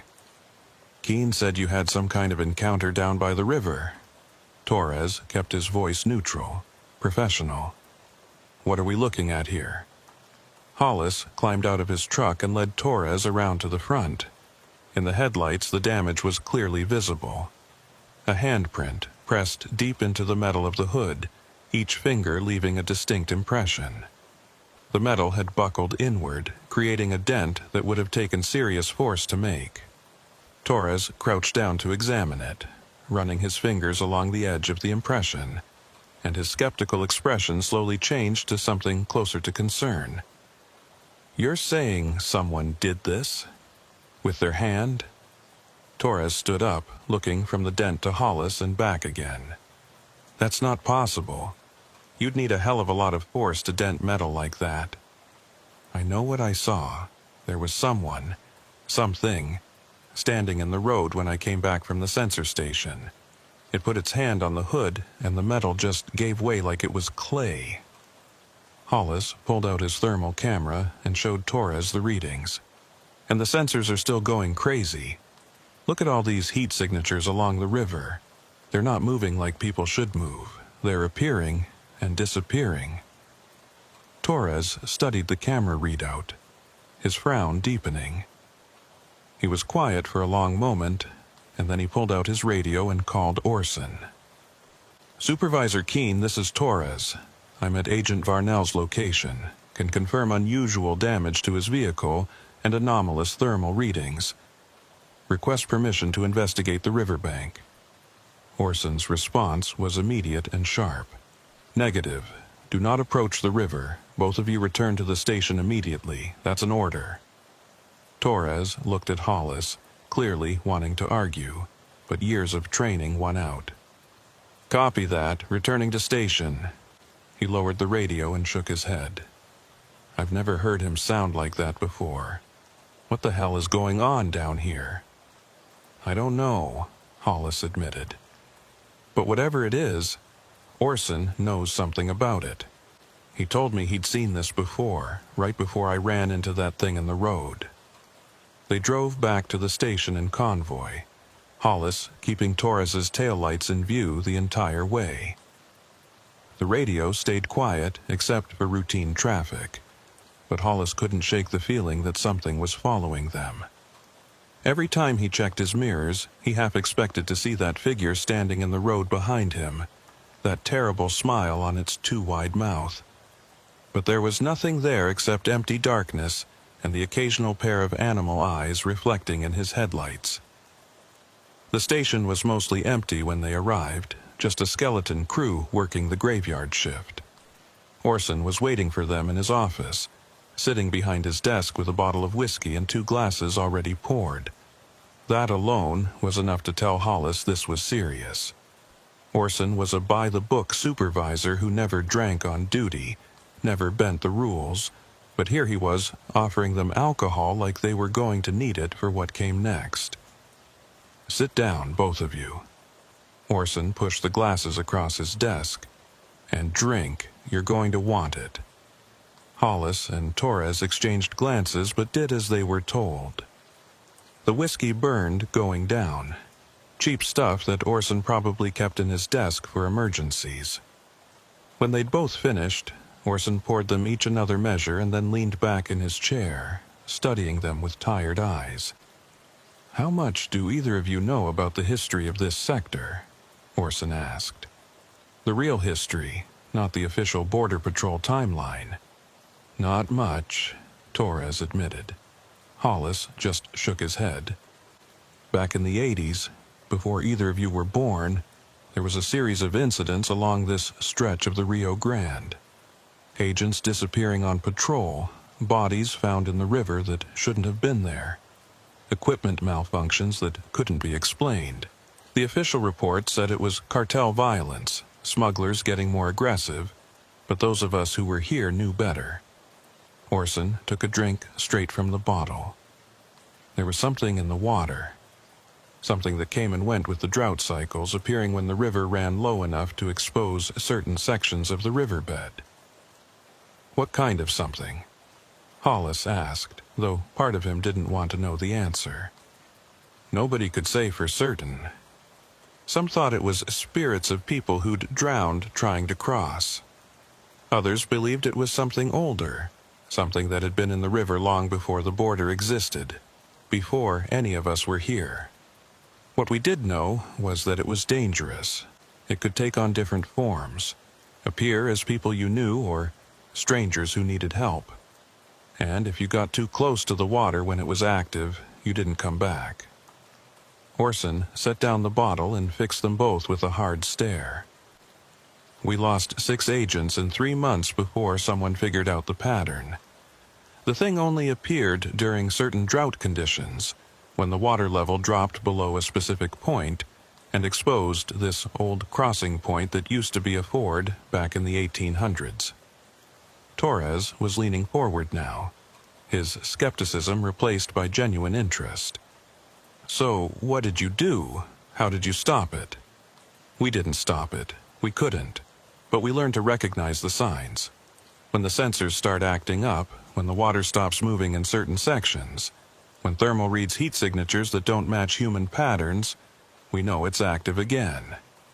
Standard protocol is to avoid that stretch of river entirely until the water level rises enough to cover the ford again." Orson looked at Hollis. "That's why I told you to get out of there. You stumbled right into an active zone. But why didn't anyone tell us about this?" Hollis felt anger rising alongside his fear. "If this is a known phenomenon, why isn't it in the briefing materials? Why aren't we warned?" "Because officially, it doesn't exist. The incidents from the 80s were classified, buried under layers of bureaucracy. The few of us who remember are told to keep quiet about it, handle it internally when it comes up. The higher-ups think if word got out that Border Patrol was dealing with, hell, I don't even know what to call it, paranormal activity, it would destroy our credibility, make us look like a joke." Orson's expression was bitter. "So we keep our mouths shut, and we lose people every few years when someone new stumbles into a situation they don't understand." Hollis thought about the figure in the road, the way it had dissolved into water. He thought about those footprints that led nowhere, the still surface of the river that reflected the stars like a mirror. And he thought about something else, too, something that had been nagging at him since he'd left the riverbank. "The tracks I found," he said slowly. "They led out of the water, but they didn't go anywhere. Like whoever made them just vanished. But what if they didn't vanish? What if they went somewhere else?" "What do you mean?" Torres asked. "When I was down there, before I saw the things rising from the water, my thermal camera was picking up heat signatures on both sides of the river. On the Mexican side, too. What if whatever this thing is, it's not confined to one side of the border? What if it can cross back and forth at will?" Orson's face went pale. "That would explain some things. We've had reports from Mexican authorities about similar incidents on their side. Federales finding abandoned vehicles near the river. People reporting strange figures in the water.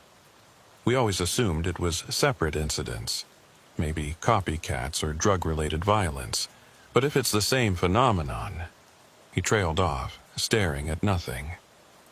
"Then it doesn't care about borders," Hollis finished. "It's operating in both countries, using the river as its territory, and when the water gets low enough, it can move more freely." They sat in silence for a moment, digesting this information. Finally, Torres spoke up, his voice uncertain. "So, what do we do? Just avoid that section of river and hope it goes away when the drought ends?" "That's what we've always done," Orson said. "Wait it out. The drought can't last forever. Eventually, the water level will rise and cover the ford again, and whatever's down there will go dormant or move on, or whatever the hell it does when it's not active." "How long does that usually take?" Hollis asked. "Last time, 3 months. But this drought's worse than the one in the 80s. Could take longer." Orson stood up and walked to his window, looking out at the dark desert beyond. "In the meantime, I'm reassigning both of you to different sectors. North of here, away from the active zone. And I'm putting out a notice to all agents to avoid the southern stretch until further notice." "What's the official reason?" Torres asked. "Environmental hazard. Possible chemical contamination in the water. That should be enough to keep people away without raising too many questions." Orson turned back to face them. "And if anyone asks you directly what you saw tonight, you tell them it was a false alarm. Sensor malfunction, nothing more. Understood?" Hollis wanted to argue, wanted to demand that they do something more than just avoid the problem and hope it went away. But he could see the exhaustion in Orson's eyes, the weight of decades of keeping this secret and losing colleagues to something he couldn't explain or fight. So he nodded, accepting the reassignment, and tried to convince himself that staying away from the river would be enough. But that night, lying in bed and staring at the ceiling, he couldn't stop thinking about those figures rising from the water, about the handprint pressed into his truck's hood, about the way that thing in the road had smiled at him, as if it knew something he didn't. And most disturbing of all, he couldn't stop thinking about what Orson had said. People who got too close to the water when it was active didn't come back. He wondered how many agents over the years had disappeared into that river. How many bodies had never been found. How many families had been told their loved ones had died in the line of duty without ever learning the truth about what had taken them. The thought made him sick, but it also made him angry. This thing, whatever it was, had been hunting Border Patrol agents for decades, and nobody was doing anything about it except avoiding the problem and hoping it would solve itself. Hollis knew he should let it go. He'd been reassigned to a safe sector, away from the danger zone. He could put this behind him and go back to his normal patrols, pretend none of it had happened. But there was a part of him that couldn't accept that. A stubborn, maybe stupid part that needed to understand what he'd seen, that needed to find some way to fight back. 2 days later, he was at a local bar trying to unwind when he met Maybelline Stroud. She was a river guide, someone who made her living taking tourists on rafting trips down the Rio Grande during the wetter months. She'd been guiding on the river for 15 years, knew every bend and rapid, every shallow and deep spot. And when Hollis mentioned in passing that he worked Border Patrol on the southern sector, her expression changed. "You work the stretch between Del Rio and Eagle Pass?" she asked, setting down her beer. "Down where the old ford is?" Hollis felt his pulse quicken.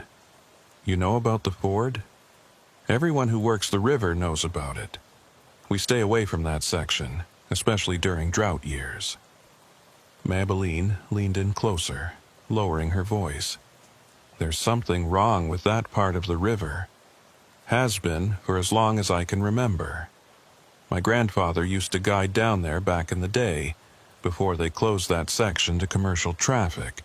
He told me stories about things he saw in the water, things that looked like people but weren't." "What kind of things?" Hollis kept his voice casual, not wanting to reveal how interested he really was. He called them the drowned ones. Said they were spirits of people who'd tried to cross the river over the years and didn't make it. Hundreds of them, maybe thousands, all trapped in the water somehow. During droughts, when the old ford gets exposed, they can manifest more strongly, take on physical form. Maybelline studied his face, and something in her expression suggested she knew more than she was saying. "You've seen them, haven't you? That's why you're asking." Hollis hesitated, then nodded. "A few nights ago, down by the ford. One of them appeared in the road in front of my truck. Put a handprint in the hood that dented the metal." "Jesus," Maybelline breathed. "You're lucky you got away. My grandfather said they sometimes try to lure people into the water, appear as someone who needs help, someone in distress. And if you go in after them," she shook her head, "you don't come back out, not alive anyway, and sometimes not at all. Your grandfather ever figure out how to stop them, how to make them go away?" "He didn't think you could. Said they were part of the river now, woven into it somehow. The only thing you could do was respect their territory, stay away when they were active. But he also said—" She paused, seeming to choose her words carefully. "He said there was an old crossing marker somewhere down there. A stone cairn that the original settlers built to mark the ford. He thought maybe if someone removed it, destroyed it, it might break whatever connection these things had to that spot. Did he ever try?" No. He was too afraid of what might happen. Afraid that making them angry might be worse than just leaving them alone. Mabeline finished her beer and stood up. Look, I don't know what you're thinking, but if it involves going back to that ford, don't. These things are dangerous. They've taken too many people already. Don't add yourself to the list. But even as she said it, Hollis knew he was going to ignore her advice, because somewhere in that stretch of river was a stone cairn that might be the key to stopping these manifestations. And if there was even a chance he could end this, could prevent other agents from disappearing into the water, he had to try. Even if it meant going back to the one place Orson had ordered him to avoid. Hollis waited 3 days before making his move. 3 days of working his new sector north of the station, acting like everything was normal while his mind kept circling back to what Mabeline had told him about the stone cairn. He knew going back to the ford was stupid, possibly suicidal, but the alternative was accepting that this thing would keep claiming victims indefinitely. That more agents would disappear, more families would get vague explanations about line-of-duty deaths, and nothing would change because everyone was too afraid to confront the problem directly. On the 4th night, he told the station he was taking a personal day. He packed his truck with everything he thought he might need. Extra flashlights, batteries, rope, a crowbar in case the cairn was too heavy to move by hand. He also brought his service weapon, though he had no illusions about what good it would do against something that could dissolve into water. But it made him feel slightly less helpless, and right now he needed whatever comfort he could get. He drove south just after sunset, timing his arrival at the ford for full darkness. The logic was simple. If these things were most active at night, then that's when he needed to be there to find what he was looking for. The thermal signatures and manifestations only appeared after dark, which meant that's when the connection between the drowned ones and the physical world was strongest. If the cairn was somehow anchoring them to this spot, he'd need to locate it when that anchor was most visible. The drive felt longer than it should have, every mile stretching out as his anxiety built. He kept the radio off, not wanting to hear if anyone from the station tried to call him back. His phone was in the glove compartment, deliberately out of reach. He'd committed to this course of action, and he couldn't let himself second-guess it now. The only way forward was through. When he reached the observation point near the ford, Hollis killed his headlights and sat in the darkness for a moment, letting his eyes adjust. The night was clear again, the stars so bright they cast faint shadows across the desert landscape. The Rio Grande stretched away to the south, a dark ribbon cutting through the lighter ground on either side. From this distance it looked peaceful, even beautiful. But Hollis knew better now. He knew what waited in those waters. He grabbed his gear and started down toward the riverbank, moving slowly and carefully in the darkness. His flashlight stayed off for now. He didn't want to announce his presence any sooner than necessary. The thermal camera at his belt was already beeping softly, picking up signatures along the water's edge, but he ignored it. He knew they were there. That was the point. The smell hit him first, that same odor of stagnant water and decay he'd noticed during his last visit. It was stronger now, thick enough to make his eyes water. As he got closer to the river, he could see the water's surface gleaming in the starlight, and just like before, it was perfectly still. No current, no ripples, just that glassy smoothness that shouldn't exist in a flowing river. The sight of it made his stomach clench, but he forced himself to keep moving. He needed to find the cairn, and according to Mabeline, it should be somewhere near the old ford crossing. That meant somewhere in the shallows where the water was lowest, probably partially exposed by the drought. Hollis clicked on his flashlight and began searching, playing the beam along the riverbank and across the exposed sections of riverbed. At first he saw nothing but mud and rocks, the occasional piece of driftwood or trash that had washed up during higher water levels. Then his light caught something different. About 20 yards downstream, There was a formation of stones that didn't match the surrounding geology. They were stacked deliberately, arranged in a rough pyramid maybe 3 feet high, and they were covered in a layer of dried algae and river mud that suggested they'd been underwater until recently. Hollis approached carefully, watching his footing on the slick riverbank. As he got closer, he could see that the stones weren't just stacked randomly. They'd been fitted together with surprising precision. Each rock chosen for its shape and size to create a stable structure that had survived God knew how many floods and droughts. This was it. The cairn Maybelline's grandfather had mentioned. It had to be. Hollis set down his gear and examined the structure more closely. Some of the stones had markings on them, symbols that might have been Spanish or possibly older, carved by whoever had first established this crossing point.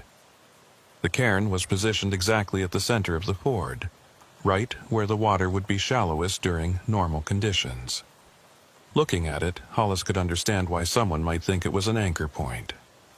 It had that sense of permanence, of marking something important, the way gravestones mark the dead. He was reaching for the crowbar when the water began to move.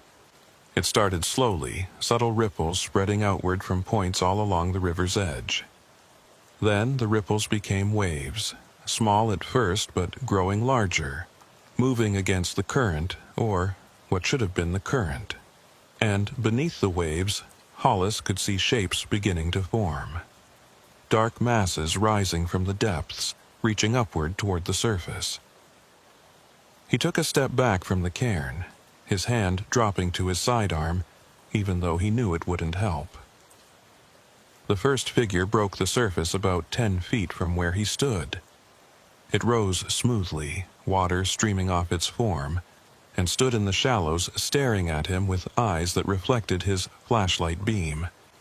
It was shaped like a person, vaguely female, but the details were all wrong. The proportions were too fluid, constantly shifting as if the thing couldn't quite hold a stable form, and it was translucent, almost transparent in places, so he could see the riverbed through its legs and torso. More figures were emerging now, rising from the water all along the ford. Dozens of them, maybe more, all turning to face him with that same empty stare. They didn't move closer, didn't make any threatening gestures. They just stood there in the shallows, watching, waiting. And Hollis realized with a sick jolt that they were between him and his truck. He'd walked right into their territory, and now they had him surrounded. "I'm not here to hurt you," he said, feeling foolish even as the words left his mouth. "What did you say to things that had drowned in this river years or decades ago? How did you negotiate with the dead? I just want to understand. I want to know if there's a way to help you move on." The figures didn't respond, didn't move. They just kept staring with those empty, reflecting eyes. But the water around them began to churn more violently, waves lapping up onto the bank with increasing force. And through the sound of the water, Hollis heard something else. Voices, faint and distorted, coming from the figures themselves or from the river around them. They were speaking, all of them at once, creating a cacophony of sound that hurt his ears and made his head pound. He couldn't make out individual words at first. The voices were layered too thickly, overlapping and interfering with each other. But as he listened, patterns began to emerge. Some of the voices were speaking Spanish, others English, and some in languages he didn't recognize at all. They were all saying different things, telling different stories, but the emotional content was the same across all of them. Fear, desperation, the moment of drowning.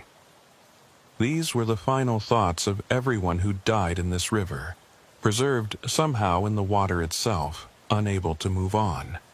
And they were all looking at him, these drowned voices, as if hoping he could free them. As if the simple act of his presence here, of his acknowledgement, might be enough to release them from whatever held them to this place. The weight of that expectation was crushing, and Hollis felt his resolve waver. How was he supposed to help them? What could one person do against decades or centuries of accumulated death? His radio crackled to life, making him jump. Through the static came Orson's voice, angry and frightened in equal measure. "Varnell, if you can hear me, get out of there right now. I don't know what you think you're doing, but you need to leave immediately. That's a direct order." Hollis grabbed the radio, keyed the mic. "How did you know I was here?" "I know you, Hollis. I knew you wouldn't just let this go. I've been monitoring the sector frequencies, waiting for you to do something stupid." Orson's voice was strained. "Please, just listen to me. You can't help them. Nobody can.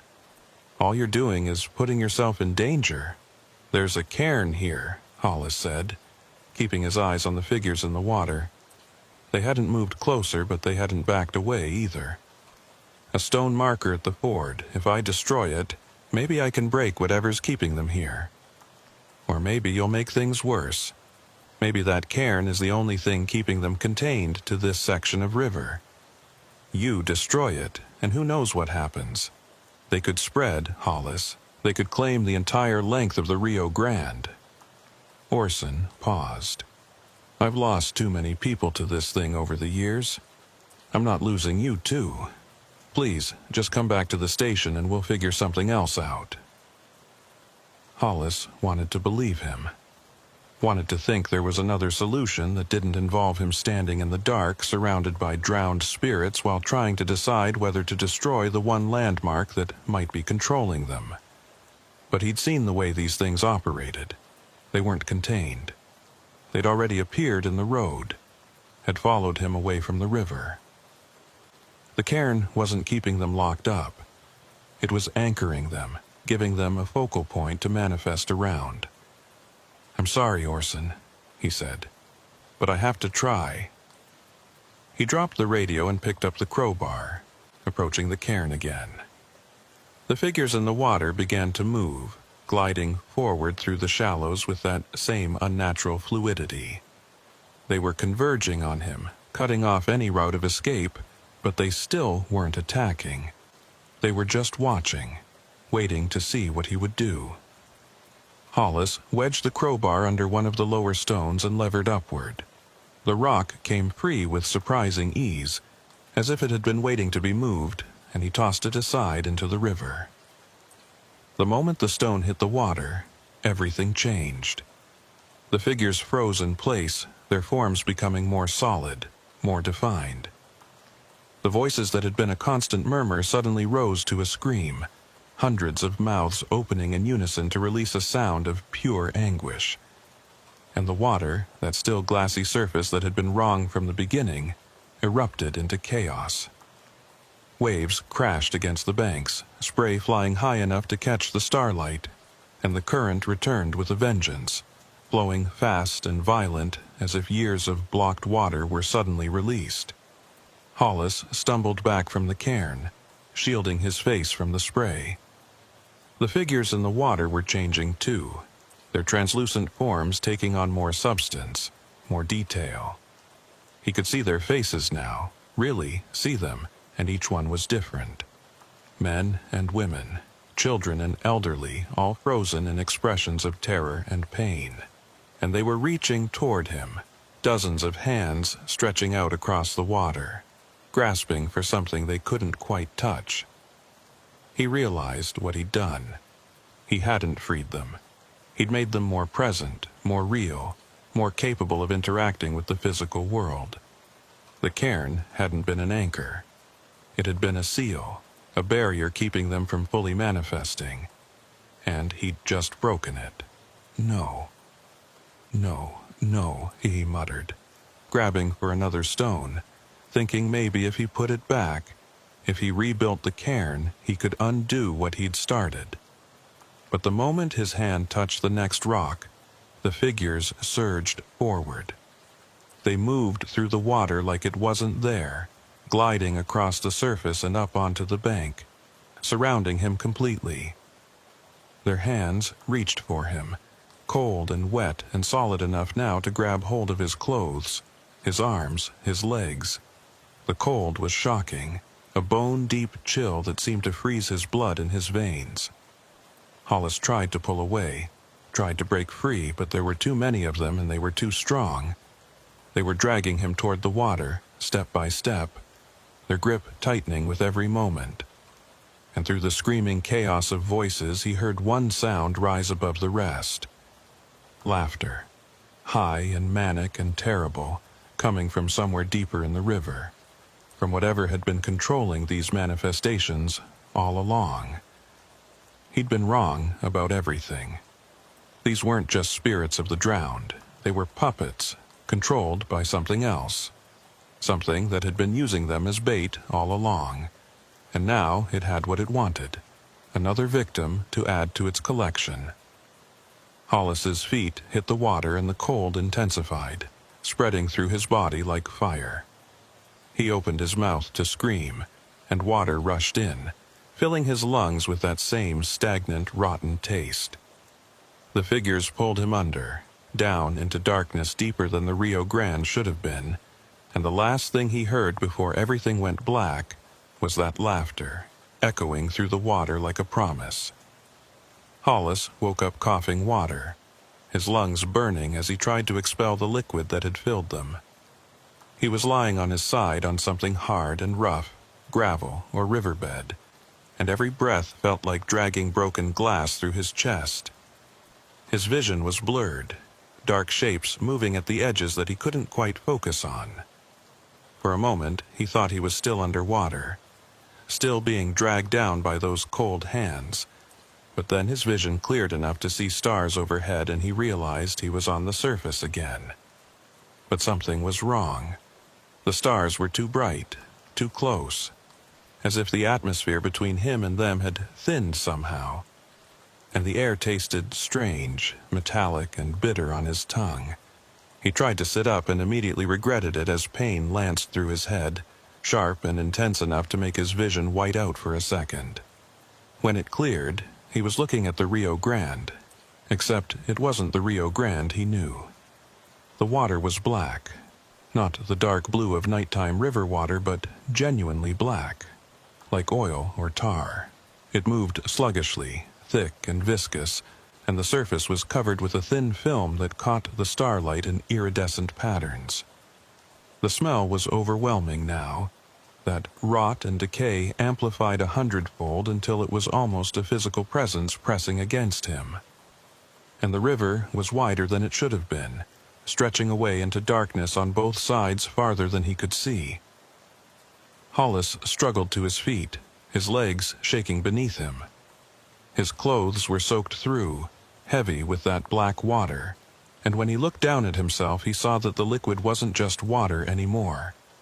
It had left stains on his skin, dark marks that looked almost like bruises, but were too uniform, too deliberate. They formed patterns, he realized with growing horror. The same kind of symbols he'd seen carved into the stones of the cairn, now written on his flesh in whatever substance this river had become. "You're not on your side anymore," a voice said behind him. Hollis spun around, nearly losing his balance on the slick stones. Standing a few feet away was a figure that looked human at first glance, but the details were all wrong. It wore clothes from a different era, rough woven fabric and hand-stitched leather that might have been frontier attire from the 1800s. Its face was weathered and lined, but the eyes were that same reflective quality he'd seen in the drowned ones, catching light that shouldn't be reaching them. "Where am I?" Hollis managed to ask, his voice coming out as a rasp. "What happened?" "You crossed over," the figure said. "Broke the seal and fell through. This is the between place, where the drowned wait." It gestured toward the Black River. "You can see it now like we do. Not the Rio Grande as it exists in your world, but as it exists here. All the death that's soaked into it over the years, all the suffering. This is what it really is." Hollis looked at the river again and saw that the figure was right. There were shapes in the water now, hundreds of them, bodies floating just beneath that oily surface. Some were fresh, recently drowned, while others had been there so long they were little more than skeletons held together by scraps of clothing and the black water itself. And they were all aware, all conscious. He could see their eyes moving, following him as he stood on the bank, and he understood with sickening clarity that these people hadn't truly died. They'd been trapped here, kept in a state between life and death, for as long as they'd been in the water. How do I get back? His voice was steadier now, the shock giving way to a desperate need to escape this place. There has to be a way back to my side. There is, the figure said. Same way you came, through the ford, when someone on the other side calls to you. But that requires someone to know you're here, someone to care enough to come looking. It tilted its head in that same disturbing way the other manifestations had. How long do you think it will be before they give up searching? Before they decide you drowned like all the others? Hollis thought about Orson, about the way his supervisor had tried to warn him away from this place. Would he come back to the ford looking for him? Or would he simply file a report, add Hollis's name to the list of agents lost to the river, and tell everyone to stay away from the active zone? The bitter truth was that Hollis had acted against direct orders. He'd gone to the ford knowing it was dangerous, and now he was paying the price. Orson would be angry, would feel guilty, but he wouldn't come looking. Not here, not in this place between places. You said I'm not on my side anymore, Hollis said slowly, working through the implications. But I can see this side now. Does that mean I can also see my side? Can I cross back and forth? The figure smiled, and the expression was hungry. Clever. Yes, you could cross back. The seal is broken now, thanks to you. The barrier between there and here is thin enough that someone who's walked both sides can pass through at will. But there's a cost. It stepped closer, and Hollis could smell the river on it. That rot and decay concentrated into something almost solid. Every time you cross, you bring a piece of this place with you, and every time you return here, you leave a piece of yourself behind. Eventually, there won't be enough of you left to remember which side you belong to. So, I'm trapped here, Hollis said. It wasn't a question. Not trapped, changed. You're one of us now. Whether you want to be or not, the river has claimed you. The figure gestured back toward the black water. But you don't have to suffer like they do. The ones who drowned in fear and pain, they're stuck in that moment forever, reliving it again and again. You went under knowing what you were doing, trying to help. That gives you more control, more awareness. You can choose what you become in this place. Hollis wanted to reject everything the figure was saying, wanted to believe this was a nightmare he'd wake up from. But the pain in his lungs was too real, the smell of the river too intense, the weight of those marks on his skin too present. This was happening. He was here on the wrong side of reality, and there was no easy way back. The only question now was what he did with that knowledge. If I can cross between sides, he said carefully, then I could warn people. I could keep other agents away from the ford, make sure no one else ends up here. You could try, the figure agreed, but would they listen? Would they believe you? Or would they think you were mad, traumatized by whatever happened at the river? Would they lock you away for your own safety while the ford remains active and the drowned keep calling? It laughed, a sound like water over stones. You broke the seal, Agent. The ford is more active now than it's been in decades. More people will be drawn here, more will cross over, and all you'll be able to do is watch. The figure turned and walked toward the water, its form becoming less solid with each step until it was just a shadow against the black surface. Then it was gone, dissolved back into the river like it had never been there at all. Hollis stood alone on the bank. shivering despite the fact that the air temperature hadn't changed. He looked down at his hands and saw they were starting to become translucent, the same quality he'd seen in the drowned ones. He was changing already, becoming part of this place whether he wanted to or not. He needed to get back to his side, needed to try, at least, even if the cost was pieces of himself left behind. Hollis waded into the black water, feeling it pull at his legs with that same cold grip, and he thought about his truck parked at the observation point, about Orson at the station, about the world he'd left behind when he'd fallen through the broken seal. He focused on those images, using them as an anchor, and pushed forward into deeper water. The transition was instantaneous and disorienting. One moment, he was in the Black River, surrounded by floating bodies and that overwhelming smell of decay.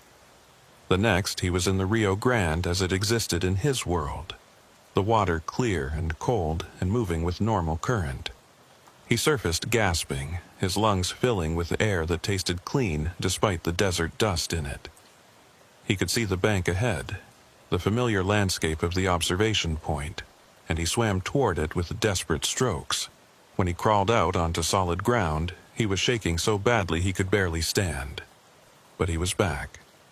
He'd made it across. His truck was still there, parked where he'd left it, and when he checked his watch he saw that only an hour had passed since he'd approached the cairn. An hour on his side, though it had felt like much longer in the between place. Time moved differently there, or maybe it didn't move at all. Maybe that was part of the trap, the way it kept the drowned locked in their moment of death forever. Hollis climbed into his truck and started the engine with shaking hands.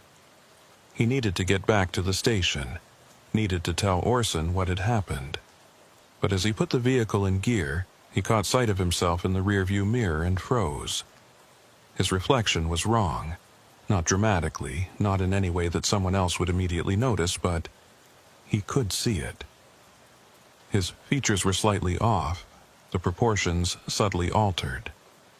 His eyes reflected light at the wrong angle, and when he moved, there was a fractional delay, as if his reflection was copying him rather than being him. He remembered what the figure had said. Every time you cross, you bring a piece of this place with you. He was carrying the between place inside him now, visible in that wrong reflection. And it would get worse every time he crossed back and forth. Eventually, he wouldn't be able to tell which side was real and which was the reflection. The radio crackled to life, Orson's voice cutting through his thoughts. "Varnell, this is Keene. What's your status? I'm showing your GPS signal at the ford. Respond immediately." Hollis picked up the handset, tried to speak, but his voice wouldn't work. His throat was full of black water again, that same thick substance he'd coughed up on the other side.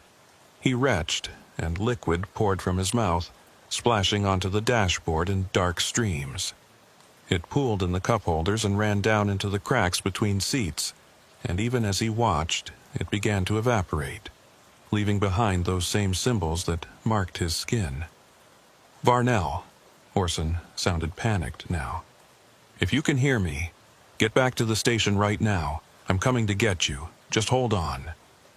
Hollis wanted to tell him not to come, that the ford was more dangerous now than it had ever been. But every time he tried to speak, more of that black water came up, and he realized with horror that he was still drowning. Even here on his side, in the physical world, his lungs were full of the river from the between place. He was carrying it with him, and it was killing him slowly. He managed to put the truck in gear and started driving north toward the station. But the road kept shifting, the familiar landmarks becoming strange and unfamiliar. Sometimes he was driving on the dirt track he knew, and sometimes he was on something else, a road that existed in the between place overlaid on the real one. He could see both versions at once, and it was getting harder to tell which one he was actually on. Other vehicles appeared in his headlights, Border Patrol trucks that should have been there, and he tried to flag them down for help. But when they got close, he could see through them, could see that they were reflections or echoes from the other side.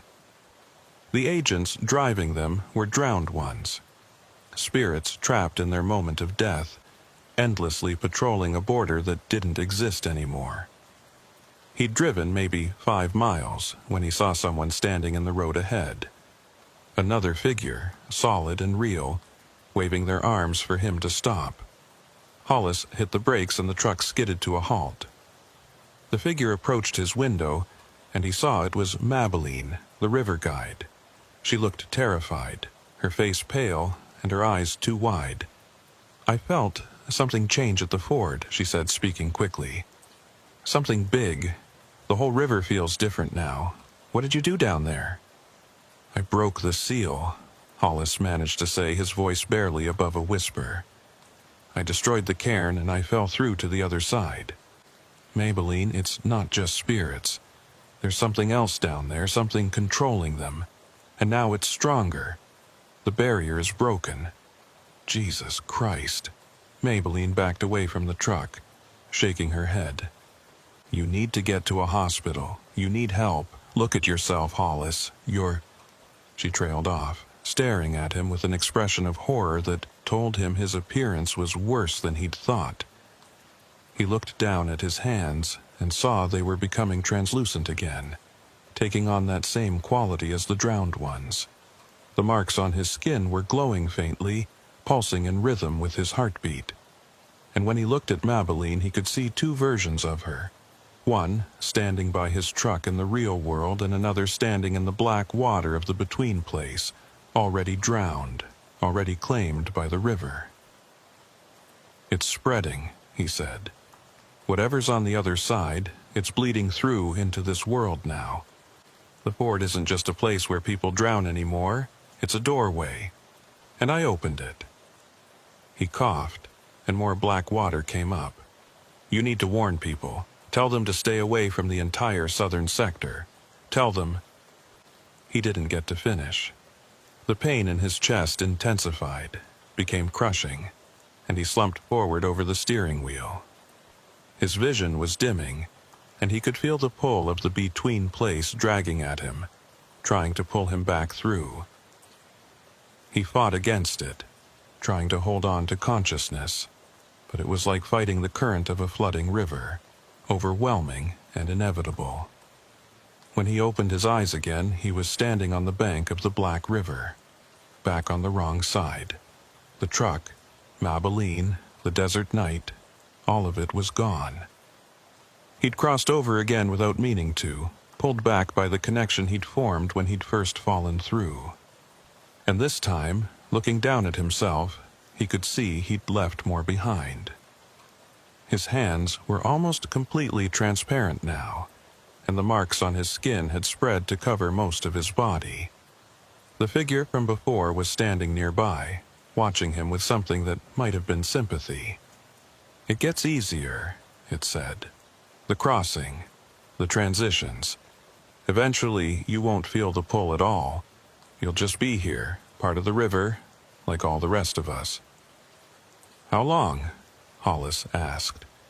His voice sounded strange, distorted, like it was coming from underwater. "How long before I'm gone completely?"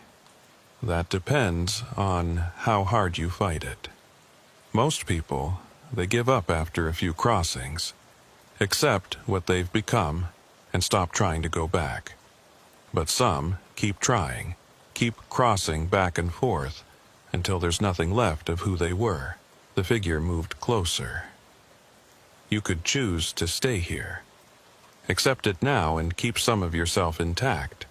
Or you can keep fighting, keep trying to warn people, and lose yourself piece by piece until you're just another voice in the water."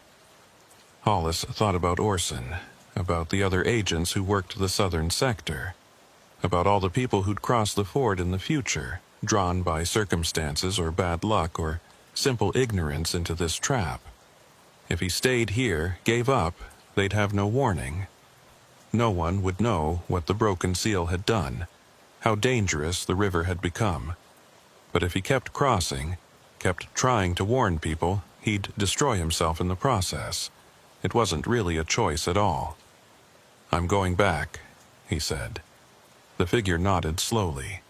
"Then I'll see you again soon, and the time after that, and the time after that, until there's nothing left of Hollis Varnell except another drowned voice calling from the water."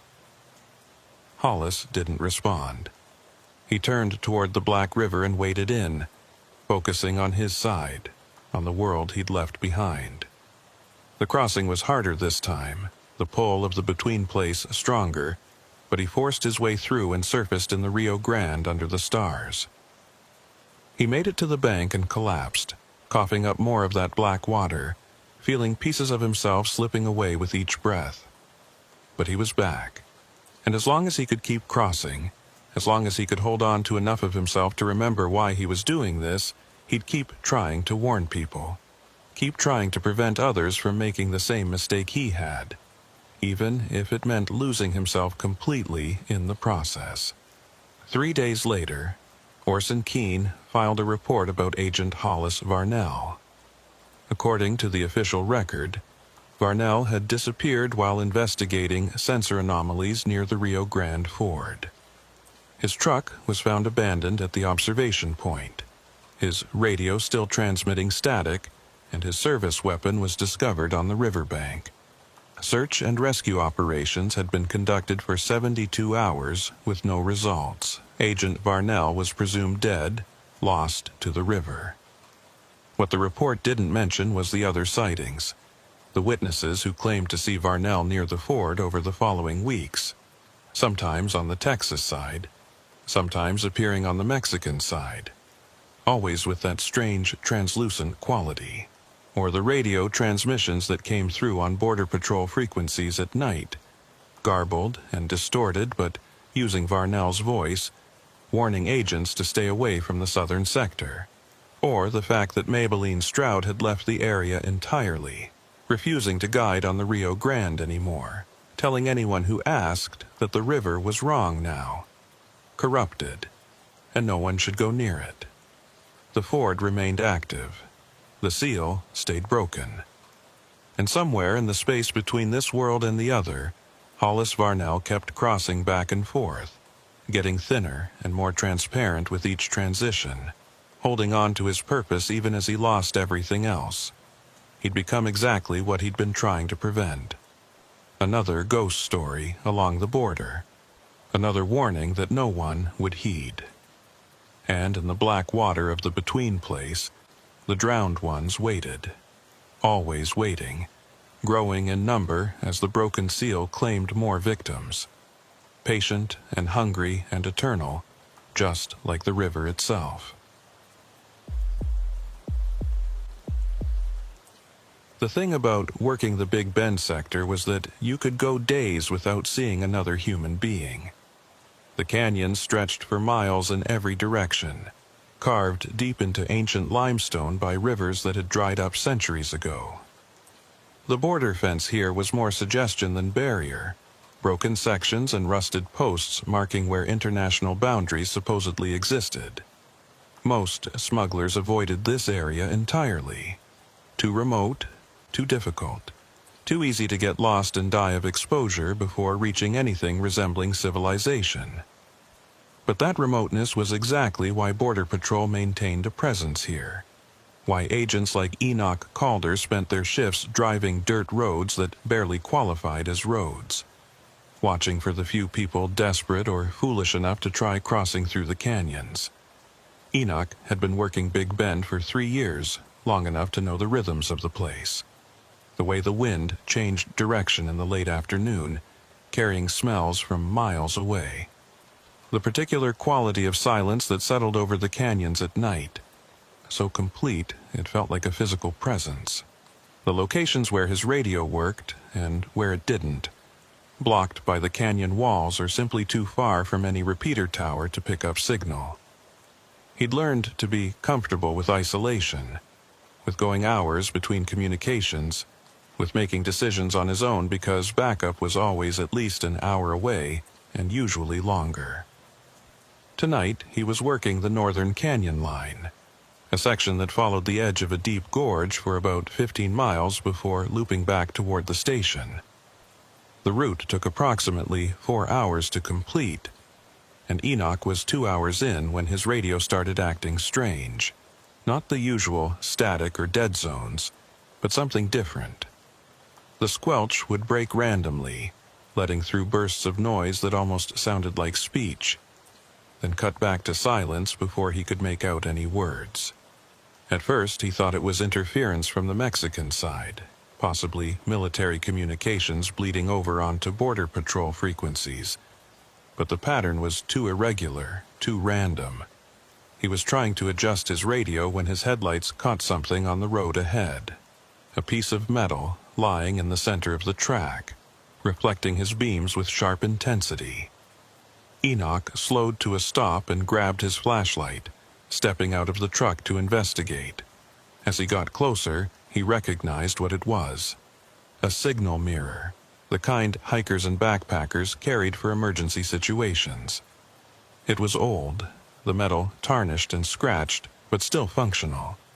Someone had left it here deliberately, placed it in a spot where anyone driving this route would see it. Enoch picked up the mirror and turned it over in his hands. On the back was a piece of tape with writing, faded but still legible. A name and a date, J. Breslin, March 2023. He knew that name.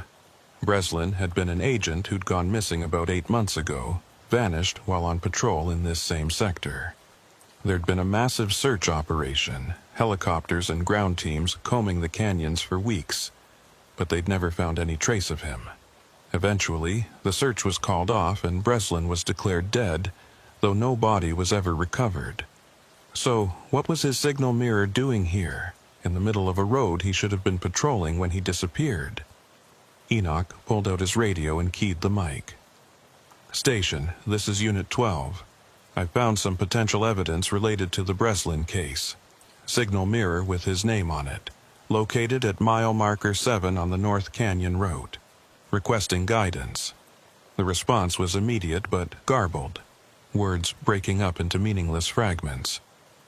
"Unit, zzzt, canyon, zzzt, careful, zzzt." Then silence, the radio going completely dead despite the fact that this spot should have decent reception. Enoch tried again. Got nothing but static. He checked his phone and found he had no signal bars either, which was unusual. He typically had at least minimal coverage along this section of road. It was as if all communications had suddenly been cut off, leaving him isolated in a way that went beyond the normal remoteness of the area. The feeling made his skin prickle, a primitive warning that something was wrong, even if he couldn't identify what exactly was triggering that response. He returned to his truck and placed the signal mirror on the passenger seat, then continued driving.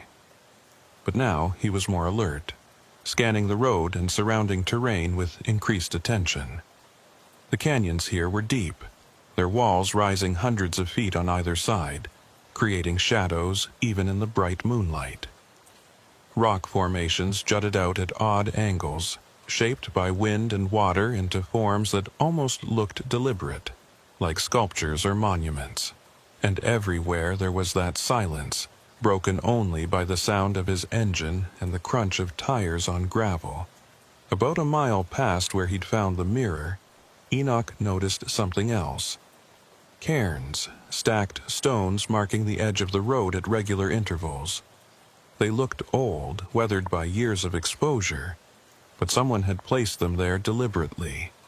He'd driven this route dozens of times and had never seen them before. They seemed to have appeared overnight, or maybe he'd simply never noticed them until now, his attention drawn by the discovery of Breslin's mirror. He stopped to examine one of the cairns more closely. The stones were local limestone, stacked with surprising precision considering how rough and irregular they were. Each cairn stood about 3 feet high, and they were spaced roughly 50 yards apart, creating a line that paralleled the road. Looking at them gave Enoch the same uneasy feeling as the signal mirror had. They weren't trail markers or survey points. They were something else, serving some purpose he couldn't identify. As he stood there studying the nearest cairn, the wind changed direction. It came from deeper in the canyon, carrying with it a sound that made him freeze. Bells, distant and faint, ringing in no particular rhythm. The sound would rise for a moment, then fade away, then return slightly louder or from a different direction. There were no bells out here, no churches, no ranches close enough for their sounds to carry this far. The nearest settlement was 30 miles away, across terrain that would have blocked any sound from reaching this location. Enoch returned to his truck and grabbed his binoculars, scanning the canyon walls for any sign of where the sound might be coming from. The moonlight was bright enough to see the general landscape, all jagged rocks and sparse vegetation, but he couldn't spot anything that might be creating the noise. The bells continued their irregular pattern, sometimes sounding close enough to be just around the next bend, other times so distant they might have been coming from miles away. And underneath the bells, almost too faint to hear, was something else. A voice, or multiple voices, calling out words he couldn't distinguish. His radio crackled back to life suddenly, making him jump. Through heavy static came a voice that might have been the station dispatcher, but the words were incomprehensible, distorted beyond recognition. The transmission lasted maybe 5 seconds before cutting out again, leaving only dead air. Enoch tried to respond but got no acknowledgement. Whatever had briefly allowed the signal through had closed again, and he was back to being completely isolated. He made a decision then to continue the route but document everything unusual he encountered. If something strange was happening in this sector, if there was some connection to Breslin's disappearance, he needed evidence. He started his truck and drove slowly, keeping his eyes on the cairns that continued to line the road. After another half-mile, the stones ended abruptly at a point where the canyon narrowed, the walls closing in until there was barely enough room for his vehicle to pass through. This was the throat, as the agents called it, a natural choke point where the canyon constricted before opening up again into a wider valley. It was also a dead zone for communications, the rock walls too high and too close to allow any signals in or out. Enoch normally drove through it quickly, uncomfortable with the claustrophobic feeling of having several hundred tons of stone looming overhead. But tonight he took it slow, his headlights revealing something he'd never noticed before. There were markings on the canyon walls, scratched or carved into the limestone at about head height. They ran along both sides of the throat, continuing for maybe 100 yards. The marks weren't words or pictures, just lines and angles that might have been some kind of counting system or calendar. They looked old, the edges worn smooth by wind and time, but they were too deliberate to be natural erosion. Someone had spent considerable time and effort creating them, possibly years' worth based on how extensive they were. Enoch stopped the truck in the middle of the throat and got out, playing his flashlight over the markings. Up close, he could see there was a pattern to them. The lines grouped in clusters of varying sizes. 5 marks, then 3, then 7, then 2, repeating in different combinations. It reminded him of something, tickled at a memory he couldn't quite grasp. Then it hit him. Morse code. The pattern wasn't random.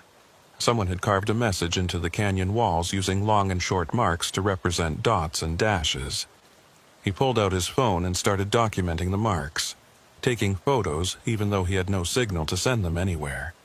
It took him almost 20 minutes to photograph the entire sequence, moving deeper into the throat as he worked.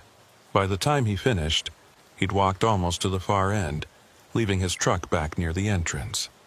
That was when he heard the bells again, much louder now, echoing off the canyon walls with enough volume to make his ears ring. The sound was coming from ahead, from the wider valley beyond the throat. Enoch moved forward cautiously, his hand resting on his sidearm, even though he had no idea what good it would do against whatever was making that noise. The throat opened up suddenly, and he found himself standing at the edge of a natural amphitheater, a bowl-shaped depression surrounded by canyon walls on 3 sides. And there, in the center of the bowl, was a structure. It looked like it might have been a line shack once, one of those small shelters that ranchers built in remote areas to use during cattle drives. But it had been modified extensively, expanded with materials that didn't match the original construction. Corrugated metal sheets, weathered wood planks, and sections of what looked like old vehicle panels had been added to the structure, creating something that was half building and half sculpture. And hanging from every available surface were bells, dozens of them, ranging from small hand bells to larger cowbells, all suspended on wires or chains so they'd move in the slightest breeze. The wind gusted through the amphitheater, and all the bells rang at once, creating a cacophony that echoed off the canyon walls and seemed to come from every direction simultaneously. Enoch covered his ears, the sound physically painful in its intensity, and watched as the structure seemed to vibrate from the noise. When the wind died down and the bells fell silent, he cautiously approached, his flashlight beam cutting through the darkness to reveal more details. The walls of the structure were covered in the same kind of markings he'd seen in the throat, but these were more elaborate, more densely packed. They covered every surface, even the bells themselves, creating a maze of lines and angles that hurt to look at for too long. And there was something else too, something that made his stomach clench. Articles of clothing, hung from the bells like offerings. Shirts and jackets and hats, all weathered and faded, but still recognizable as Border Patrol uniforms. Enoch moved closer, examining the clothing items. Some were so old they were falling apart, probably dating back decades. Others looked newer, including one jacket that still had a name tape attached. Breslin. The missing agent's jacket, hanging here in this impossible structure in the middle of nowhere, surrounded by bells and markings and the uniforms of God knew how many other agents who'd disappeared over the years. His radio exploded into static so loud it hurt his ears even through the speaker. He grabbed for the volume knob, trying to turn it down, and that's when he heard it. Through the static, clear as day, was a voice. Breslin's voice. He'd heard it enough times in briefings and casual conversation to recognize it. The voice was saying something, repeating the same phrase over and over, but distorted and echoing as if coming from very far away or very deep underground. Line of sight. Lost the line. Can't find the line. Enoch keyed his mic with shaking hands. Breslin? Agent Breslin, is that you? What's your location? The static intensified, became almost unbearable, and then cut off completely. The sudden silence was worse than the noise had been. Enoch stood there in the dark, surrounded by bells and uniforms and impossible markings, and felt the weight of the canyon pressing down on him. Something was very wrong in this sector, had been wrong for a long time, and he just walked right into the middle of it. A sound behind him made him spin around, his hand going to his weapon. But there was nothing there, just empty darkness and the faint outline of the throat where he'd left his truck. Except his truck wasn't where he'd left it. The entrance to the amphitheater was empty. No vehicle visible, no headlights cutting through the night. His truck had vanished, or he'd somehow walked much farther than he'd thought, and now he was stranded here with no transportation and no communications. The bells began to ring again, but this time there was no wind. They moved on their own, swaying and chiming in a rhythm that was almost musical, almost deliberate. And in that rhythm, Enoch could hear something else. Voices, multiple voices layered over each other, all saying the same thing Breslin had said. Lost the line. Can't find the line. Line of sight. He backed away from the structure, his heart hammering in his chest, and turned to run back toward where he thought the throat had been. But the landscape had changed. The canyon walls weren't where they should be, and the ground beneath his feet felt wrong, too soft and too unstable. He was still in the amphitheater, still surrounded by those ringing bells, but the space had somehow gotten larger, stretched out in impossible ways. And standing at the edge of his flashlight beam, barely visible in the darkness, was a figure. Tall and thin, wearing what might have been a Border Patrol uniform, it stood perfectly still despite the chaos of the bells around it. Enoch raised his flashlight, trying to get a better look at the person's face, and immediately wished he hadn't. It was Breslin, or something wearing Breslin's face.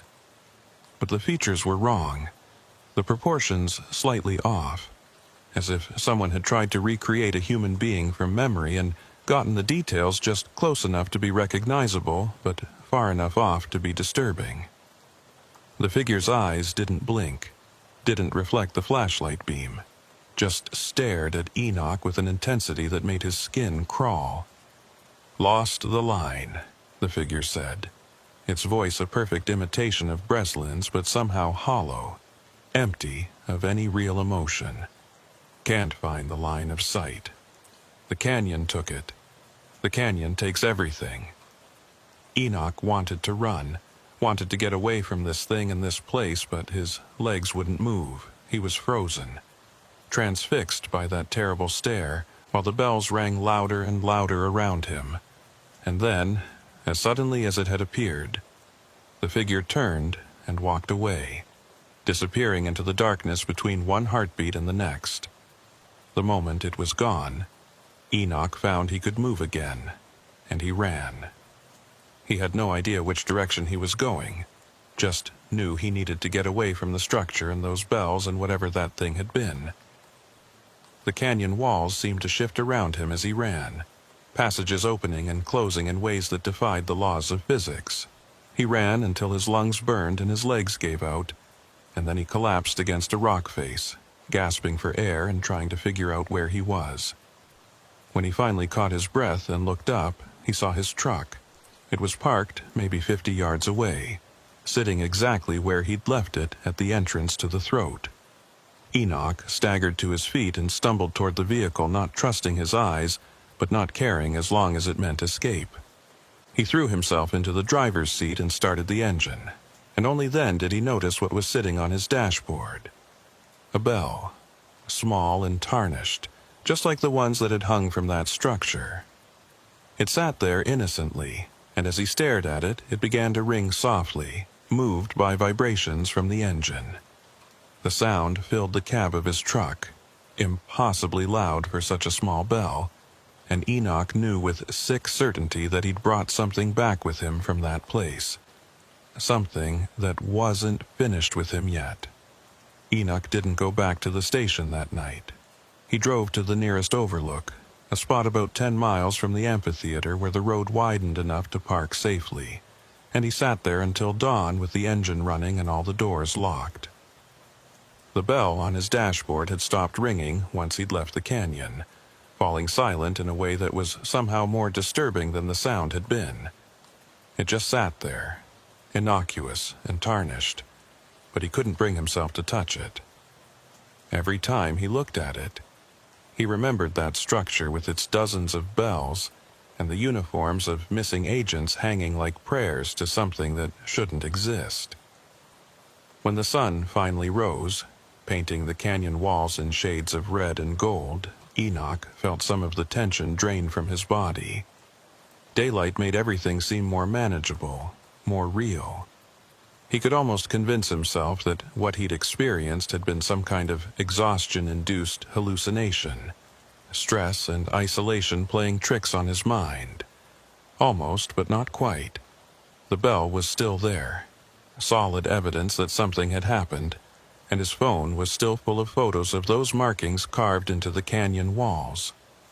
He picked up his radio, found it working normally now that he was out of the canyons, and called the station. The dispatcher answered immediately, her voice tinged with concern. "Unit 12, we've been trying to reach you for hours. What's your status?" "I'm fine," Enoch said, though that was a lie. "Had some equipment issues in the canyon. Lost communications for most of the night. I need to speak with the supervisor when I get back. Found some evidence related to the Breslin case." There was a pause on the other end. "Copy that. Supervisor wants you to come in immediately for debriefing. And Enoch, there's someone here who wants to talk to you. Park liaison from Big Bend National Park. She's been asking about unusual activity in the border canyons." That was interesting. The National Park Service and Border Patrol had an uneasy relationship in this sector, their jurisdictions overlapping in ways that created constant territorial disputes. For a park liaison to be at the Border Patrol station asking about canyon activity suggested something significant had happened. Enoch acknowledged the message and started driving back, keeping his speed moderate on the rough roads. The bell stayed silent on his dashboard, but he could feel its presence, a weight that had nothing to do with its physical mass. The station was a low-slung building that looked like it had been there since the 1950s, all concrete block and narrow windows designed to keep out the desert heat. Enoch pulled into the lot and sat in his truck for a moment, steeling himself for the conversation ahead. He had no idea how much to tell them about what he'd seen. The truth sounded insane even to him, and he'd been there. But the bell was real, the signal mirror was real, and those photos on his phone were real. Whatever was happening in the canyons, it had been going on long enough to claim multiple agents, and someone needed to take it seriously. He grabbed the signal mirror and left the bell where it was, not wanting to bring it inside but also afraid to throw it away. The station's interior was cool and dim after the bright morning sun, the air conditioning working overtime to combat the growing heat. His supervisor, a career agent named Ramirez, was waiting for him in the conference room along with a woman Enoch had never seen before. She was in her late 40s, with sun-weathered skin and gray streaking through her dark hair pulled back in a practical ponytail. She wore the standard National Park Service uniform, and her name tag identified her as Laura Lee Huxford. When Enoch entered, she stood and extended her hand, her grip firm and her eyes sharp as they studied his face. "Agent Calder," she said. "I'm the Cultural Resources Liaison for Big Bend National Park. I understand you had an unusual experience in the border canyons last night." "News travels fast," Enoch said, taking a seat at the table.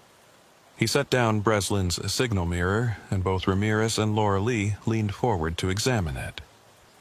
"Jesus," Ramirez breathed. "That's definitely Breslin's. Where did you find it?" "Mile marker 7 on the North Canyon route, just sitting in the middle of the road like someone had placed it there deliberately." Enoch pulled out his phone and showed them the photos of the markings in the throat. "And these were carved into the canyon walls. They look like Morse code, but I haven't had time to translate them yet." Laura Lee studied the photos with intense interest, zooming in on details and swiping through the images multiple times. "These aren't new," she said finally. "We've documented similar markings throughout the park, dating back at least 100 years.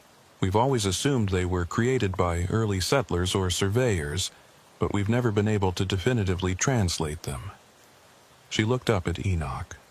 "Where exactly did you find these? Which canyon?" "The throat section, just before it opens into the valley." "Why? Have you seen markings like this in other locations?" "Several. Always in narrow sections of canyon, places where the walls close in and create natural choke points." Laura Lee pulled out her own phone and showed him photos that looked remarkably similar to what he'd documented. "We've recorded them in at least 15 different locations throughout the park. They all share certain characteristics, the same type of marking pattern, always at about head height, always concentrated in areas with limited sight lines." "Limited sight lines," Enoch repeated, remembering what the Breslin figure had said. "Lost the line of sight. That's what I heard on the radio last night, coming from what sounded like Breslin's voice." Ramirez's expression darkened.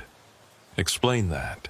You're saying you heard Breslin on the radio 8 months after he disappeared? Enoch nodded and told them everything, starting with finding the signal mirror and ending with waking up to find his truck exactly where he'd left it, but with the bell on his dashboard. He left nothing out, even the parts that sounded impossible, and watched their faces for signs of disbelief. Ramirez looked skeptical but concerned. Laura Lee, however, looked like she'd been expecting something like this. "The structure you described," Laura Lee said when he finished. "The one with all the bells and the uniforms. I think I know where it is. We've had hikers report seeing something similar about 3 miles deeper into the park, past where the border fence ends. They describe it as some kind of abandoned shelter that's been modified with found materials. Most people assume it's just a homeless camp or maybe something left over from smuggling operations. But everyone who's seen it says there's something wrong about it, something that makes them want to leave immediately." "Have you investigated it?" Enoch asked. "We've tried. Sent rangers out to document it, but they can never seem to find it twice in the same place. The coordinates change, or the landscape looks different, or they just get turned around in the canyons and end up somewhere else entirely." Laura Lee's voice had taken on a frustrated edge. "It's like the structure moves, or like it only appears under certain conditions. We've started calling it the Bell House, and it's become something of an unofficial legend among park staff." "What about the bells themselves?" Enoch thought about the small bell sitting in his truck. "Is there any significance to them? Some cultural or historical reason why they'd be there?" Laura Lee was quiet for a moment, choosing her words carefully. "There's an old story passed down from the ranching families who used to work this area before it became a park. They talked about something called the Echo Keeper, a phenomenon or entity that supposedly lived in the deepest canyons. According to the legend, the Echo Keeper would trap sounds, preserve them somehow, and repeat them back at unexpected times. Bells were supposedly used as a warning system, a way to know if the Echo Keeper was active in a particular area. If you heard bells ringing with no wind, you were supposed to leave immediately. That's just folklore, though," Ramirez said. But he didn't sound entirely convinced. "Superstition from people who didn't understand how sound works in canyon systems." "Maybe," Laura Lee agreed. "But folklore usually has roots in real experiences, real events that people couldn't explain with the knowledge they had at the time. And there's documented evidence that something unusual happens in those canyons. We've had multiple instances of equipment failure, communication disruptions, even GPS devices giving impossible readings. The Park Service officially attributes it to magnetic anomalies in the rock formations, but that doesn't explain everything." Enoch thought about the way the canyon had seemed to shift around him, passages opening and closing in ways that defied normal geography. What if it's not just magnetic anomalies? What if there's something about the canyons themselves, the way they're structured, that creates some kind of spatial distortion? Like a natural phenomenon we don't have the science to explain yet? "That's one theory," Laura Lee said. "There's another one I've heard from some of the older park rangers, the ones who've been working this area for decades. They think the canyons are alive in some sense. Not literally, not biologically, but that they have properties we'd normally associate with living things. Memory, awareness, response to stimuli. And if that's true, then maybe what happened to Agent Breslin and the others wasn't random. Maybe the canyons took them deliberately." The room fell silent. The idea was absurd. The kind of thing that belonged in a bad horror movie rather than a serious discussion between law enforcement and Park Service personnel. But Enoch couldn't shake the memory of that Breslin figure, the way it had moved and spoken with such uncanny precision, or the way his truck had vanished and reappeared, or the bell that had materialized on his dashboard without him placing it there. "I want to go back," he said, suddenly, "with proper equipment and backup." I want to document that structure, translate those markings, figure out what's really happening in those canyons. If there's even a chance we can find out what happened to Breslin and the others, we have to try." Ramirez shook his head immediately. "Absolutely not. You're off the canyon routes until we figure this out. I'm not sending anyone back there without a better understanding of what we're dealing with." "Then how are we supposed to get that understanding?" Enoch challenged. "By ignoring it? By hoping it goes away on its own? Because that's what we've been doing for years, apparently, and people keep disappearing." "He's right," Laura Lee said. "I can organize a joint operation. Border Patrol and Park Service working together. We bring in specialists, maybe some researchers from the university who study acoustic phenomena and spatial perception. We approach this scientifically, document everything, and see if we can find rational explanations." "And if we can't find rational explanations?" Ramirez asked. "Then at least we'll know what we're dealing with," Laura Lee replied, "which is more than we know now." After considerable debate, they agreed to organize an expedition for the following week. It would be small, just 4 people: Enoch, Laura Lee, a park ranger with extensive canyon experience, and Ramirez himself, who insisted on coming along to supervise. They'd bring communication equipment, GPS trackers, cameras, and everything else they could think of to document what they found. The plan was to enter the canyons at dawn, locate the Bell House if possible, and be back out before dark. Simple, straightforward, nothing that should go wrong. But Enoch couldn't shake the feeling that the canyons wouldn't let them go that easily. That by planning to return, by actively seeking out the Bell House and whatever resided there, they were doing exactly what something wanted them to do. The thought kept him awake for the next several nights, lying in bed and listening to the desert wind outside his window, half expecting to hear bells ringing in the distance. On the 3rd night after his encounter, Enoch was woken by a sound. Not bells, but his radio, sitting on his nightstand and crackling with static despite being turned off. He grabbed it, and the static resolved into a voice. Not Breslin this time, but someone else. A woman's voice, older, speaking with an accent that sounded like it belonged to a different era. "The line must be maintained," the voice said. "The line of sight keeps them contained. Break the line, and they escape. Mark the line, and they know where to hunt. The bells remember everything.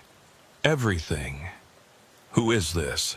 Enoch demanded, but the only response was more static. Then, cutting through the noise, he heard bells. The same irregular pattern he'd heard in the amphitheater, dozens of bells ringing in chaotic harmony. The sound grew louder, filling his bedroom, and Enoch stumbled out of bed and away from the radio.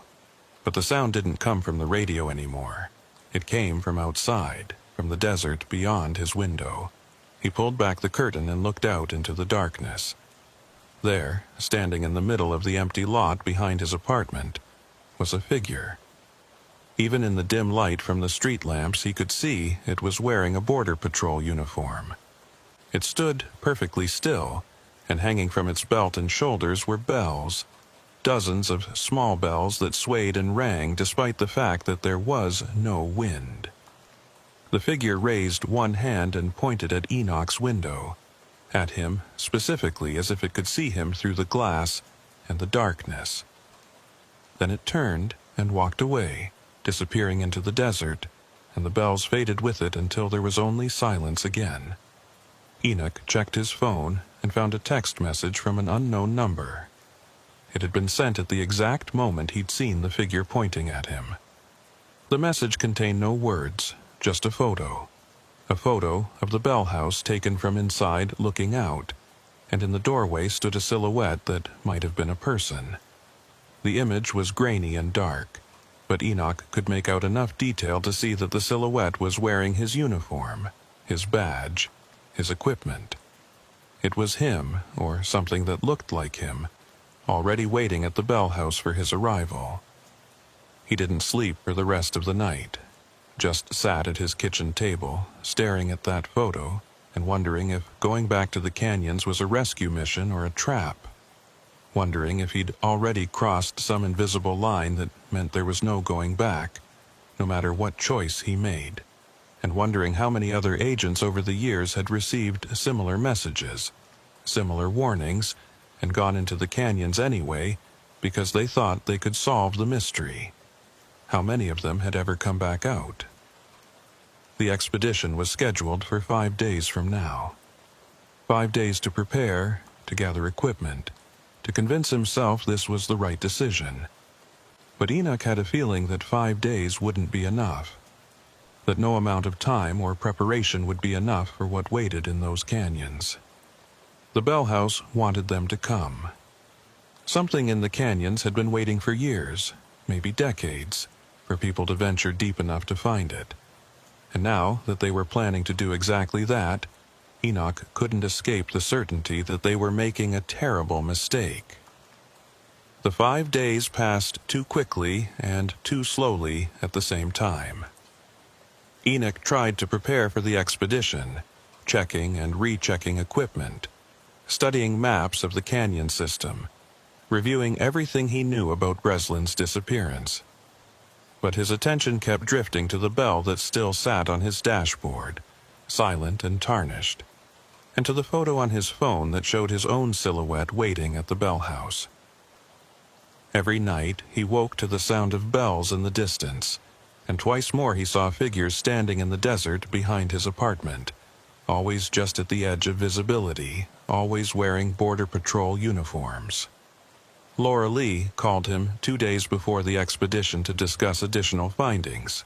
She'd been researching the history of the area, digging through old records and interviewing longtime residents. What she'd discovered wasn't comforting. The Bell House, or structures like it, had been reported as far back as the 1890s. Early ranchers and prospectors had written about finding strange shelters in the canyons, always decorated with bells and always abandoned but looking recently occupied. Some of the accounts mentioned seeing figures in the distance that disappeared when approached. Others talked about hearing voices echoing through the canyons, speaking in languages that shouldn't exist in this part of the world. "There's a pattern," Laura Lee said over the phone, her voice tight with tension. Every few decades, there's a cluster of disappearances in the canyons. Sometimes it's miners, sometimes ranchers, sometimes hikers, and now it's Border Patrol agents. The intervals vary, but it always happens when the canyons are being used heavily, when there's a lot of human traffic through the area. "You think whatever's in there is territorial?" Enoch asked. "That it takes people who intrude on its space?" "I think it's more deliberate than that. The disappearances aren't random. They always involve people who are alone, people who've gone deeper into the canyons than they should have, people who've seen or heard something that made them curious enough to investigate. It's selective. It's hunting specific prey. Then we're walking right into a trap by going back there." "Maybe," Laura Lee admitted.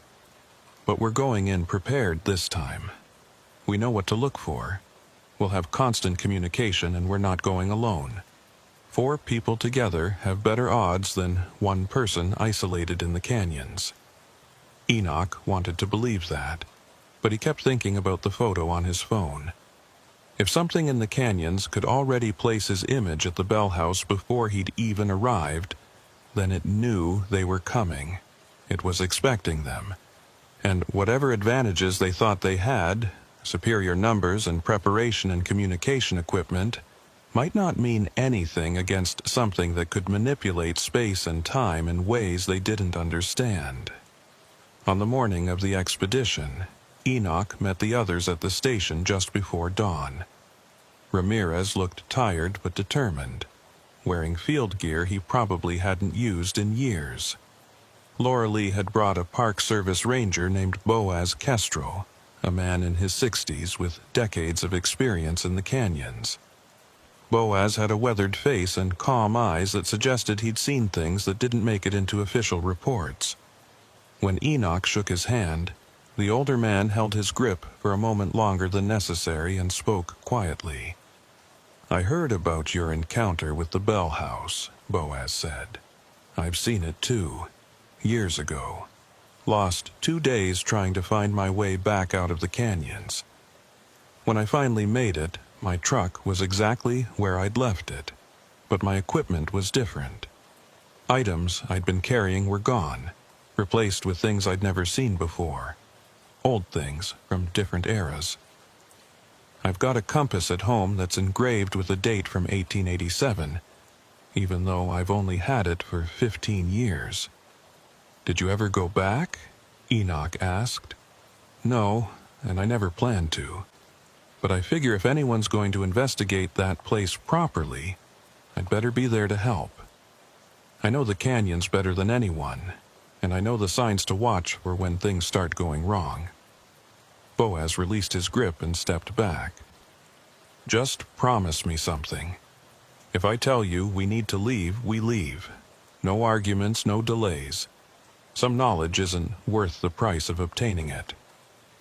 They loaded into 2 vehicles, Enoch and Ramirez in one, Laura Lee and Boaz in the other, and drove south toward the canyon line. The plan was simple. Follow the route Enoch had taken the night of his encounter, document the markings in the throat, and then attempt to locate the Bell House using the coordinates from his photos and Boaz's memory of the area. They'd spend no more than 6 hours in the canyons, maintaining constant radio contact, and at the first sign of trouble they'd extract immediately. The drive took 90 minutes, following dirt roads that deteriorated into barely passable tracks the farther they went. By the time they reached the observation point where Enoch had spent that long night, the sun was fully up, and the canyon walls glowed red in the morning light. They parked the vehicles and gathered to review the plan one final time.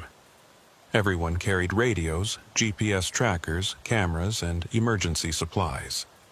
Ramirez had insisted they also bring flares and rope, standard search and rescue equipment that might prove useful if they got separated. "Remember," Ramirez said, his tone leaving no room for argument, "we stay together. No one goes off alone for any reason. We document what we find. We don't touch anything we don't have to, and if the situation feels dangerous, we abort. This is a reconnaissance mission, not a rescue operation. Understood?" Everyone nodded, though Enoch caught Boaz and Laura Lee exchanging a glance that suggested they knew it wouldn't be that simple. The canyons didn't operate by normal rules, and whatever waited in them wouldn't respect their careful plans or safety protocols. But they were committed now, and backing out would mean accepting that some mysteries couldn't be solved, that some losses couldn't be explained or avenged. They started down into the canyon, following the route toward the throat.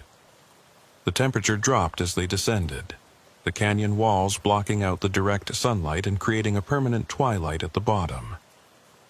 Their footsteps echoed off the stone, and every sound seemed amplified, bouncing back and forth between the walls in a way that made it hard to determine where any noise was actually coming from. Enoch found himself constantly looking over his shoulder, certain he'd heard something behind them, but there was never anything there except shadows and stone. The throat appeared ahead, that narrow passage with its walls covered in carved markings. They stopped at the entrance, and Laura Lee immediately began photographing and documenting the symbols while Boaz stood watch, his expression growing more troubled as he studied the canyon ahead. Enoch noticed the older ranger's hand kept drifting to a small bell attached to his belt, fingers touching it briefly before dropping away. "You brought a bell?" Enoch asked quietly. "Found it in my truck 15 years ago, after my encounter. Figured if these things keep appearing, maybe they serve a purpose beyond just making noise. Maybe they're a form of communication." Boaz looked at him with those calm, knowing eyes. "Have you noticed your bell is still in your truck?" Enoch had. The bell from his first encounter had remained on his dashboard despite his intention to throw it away multiple times. Every time he reached for it, something stopped him.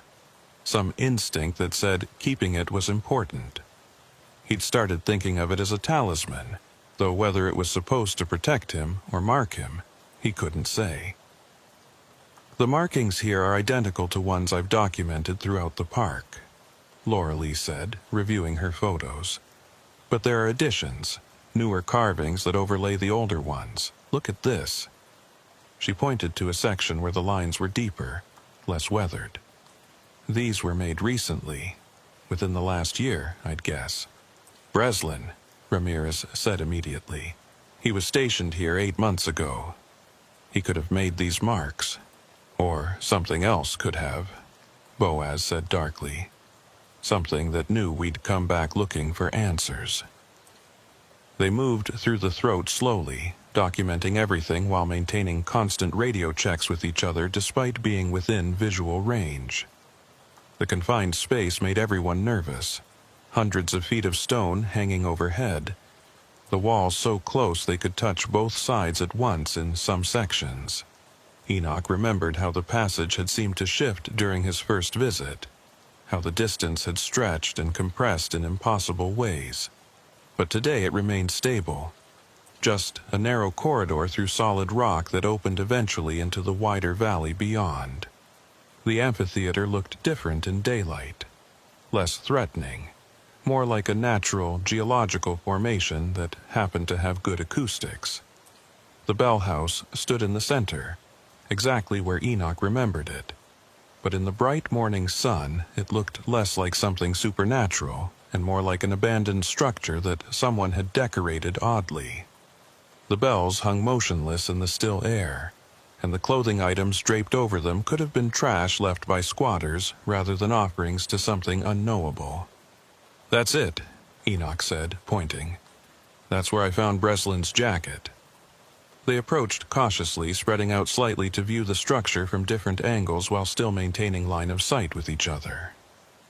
Laura started photographing immediately, documenting the bells, the clothing, the markings that covered every surface. Ramirez circled the perimeter, looking for tracks or other evidence of recent human presence. And Boaz stood at the entrance to the amphitheater, staring back the way they'd come with an expression that suggested he was seeing something the others couldn't. "This is wrong," Boaz said quietly. "The approach was too easy. Last time I came looking for this place, the canyons fought me every step of the way. Paths that should have been there weren't. Directions got turned around. Landmarks moved. But today we walked straight here like it wanted us to find it." "Maybe the conditions are different," Ramirez suggested, though he didn't sound convinced. "Different time of day, different weather patterns affecting the acoustics. Or maybe it doesn't need to hide anymore," Enoch said. He was standing near the bell house now, close enough to read the name tapes on some of the uniform items. Besides Breslin's jacket, he could see at least 4 other names, agents who'd disappeared over the years in this sector. The oldest item was so faded he could barely read it, but the date stitched into the fabric suggested it was from the 1980s.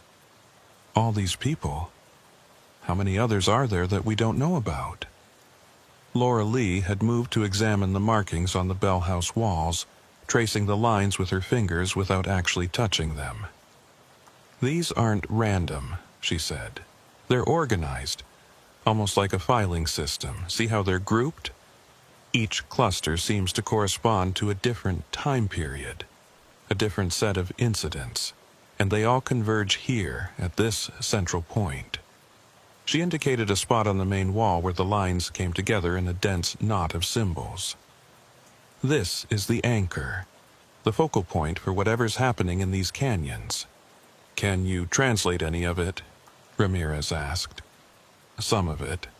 It's not Morse code exactly, but it uses similar principles, combinations of marks representing sounds or concepts." Laura pulled out a notebook and began copying down symbols, working through them methodically. After several minutes, she looked up. her face pale. "It's a record. A log of everyone who's been taken by the canyons. Names, dates, locations, and instructions for how to find them." Instructions. Enoch felt his pulse quicken. "You mean they're still here? Breslin and the others are still somewhere in these canyons." "Not in the canyons as we understand them. The markings refer to something called the line of sight. It's described as a place between perception and reality, where echoes become solid and sounds take physical form. People who cross the line of sight don't die. They get trapped in this other space, this echo dimension, and they can't find their way back because the paths only exist in specific conditions." "What conditions?" Ramirez demanded. "When the canyons remember, when the acoustics align in certain ways and the echoes from the past become strong enough to interact with the present." Laura Lee looked at the bell house, at all those bells hanging silent in the still air. The bells are markers. They're placed at points where the line of sight is thinnest, where people can accidentally cross over if they're not careful. And once you cross, the only way back is if someone on this side calls to you, creates a strong enough sound to pierce through and guide you home. "So we could get them back," Enoch said. "If we call to them, if we create the right kind of signal, we could bring Breslin and the others back across the line. Or we could cross over ourselves," Boaz warned. "Sound works both ways. If we create a signal strong enough to reach them, we also create a doorway strong enough for us to fall through. And based on these markings, once you're on the other side, time doesn't work the same way. You could spend years there while only hours pass here. Or vice versa." They stood in silence for a moment, digesting this information. The sun had climbed higher, but the amphitheater remained in shadow, the canyon walls blocking most of the direct light. Enoch looked at the bells, at the uniform items hanging like shrouds, and made a decision that he knew was probably foolish but felt necessary anyway. "We have to try," he said. "We have to at least attempt to signal them. If there's any chance we can bring them back, we owe it to them to try." "And if we end up trapped over there with them?" Ramirez asked. "Then at least we'll know what happened. At least there will be a record, a warning for whoever comes after us." Enoch pulled the small bell from his pocket, the one that had appeared on his dashboard. "These bells appeared for a reason. They're not just markers, they're tools, ways to communicate across the line of sight." Laura Lee was nodding slowly. "The markings mention sympathetic resonance, the idea that bells ring in response to each other, even at a distance. If we ring these bells here, and if the agents on the other side have bells with them, the sound should create a connection, a temporary bridge across the line." "Then let's do it," Enoch said. He reached for one of the bells hanging from the bell house, and the moment his fingers touched the cold metal, everything changed. The sound was immediate and overwhelming, not just from the bell he'd touched, but from all of them simultaneously, as if his action had triggered every bell in the structure at once. The noise echoed off the canyon walls and came back multiplied, layer upon layer of ringing that seemed to have no source and no end. And underneath the bells, Enoch could hear voices. Dozens of them, hundreds maybe, all calling out at once in a chaos of sound that resolved gradually into distinct words. "Help us. Lost the line. Can't find the way back. Still here, still here, still here." The amphitheater began to shift. The walls seemed to pull away and close in at the same time, distance becoming meaningless as space itself warped around them. Enoch tried to step back from the bell house but found his feet wouldn't move, rooted to ground that no longer felt solid. He looked for the others and saw them frozen as well, Ramirez with his hand on his radio, Laura Lee still holding her notebook, Boaz reaching for his own belt bell. Then figures began to appear. They emerged from the canyon walls themselves, stepping through solid stone as if it were water. translucent at first, barely visible, but growing more substantial with each passing second. Men and women in various states of dress, some wearing modern Border Patrol uniforms, others in clothing from different eras. Enoch recognized Breslin immediately, his partner standing maybe 20 feet away, looking exactly as he had the last time anyone had seen him except for his eyes. Those were wrong, too large and too reflective, seeing things that shouldn't be visible. "You rang the bells," Breslin said, his voice carrying that same hollow quality Enoch had heard during their first encounter. "You called across the line.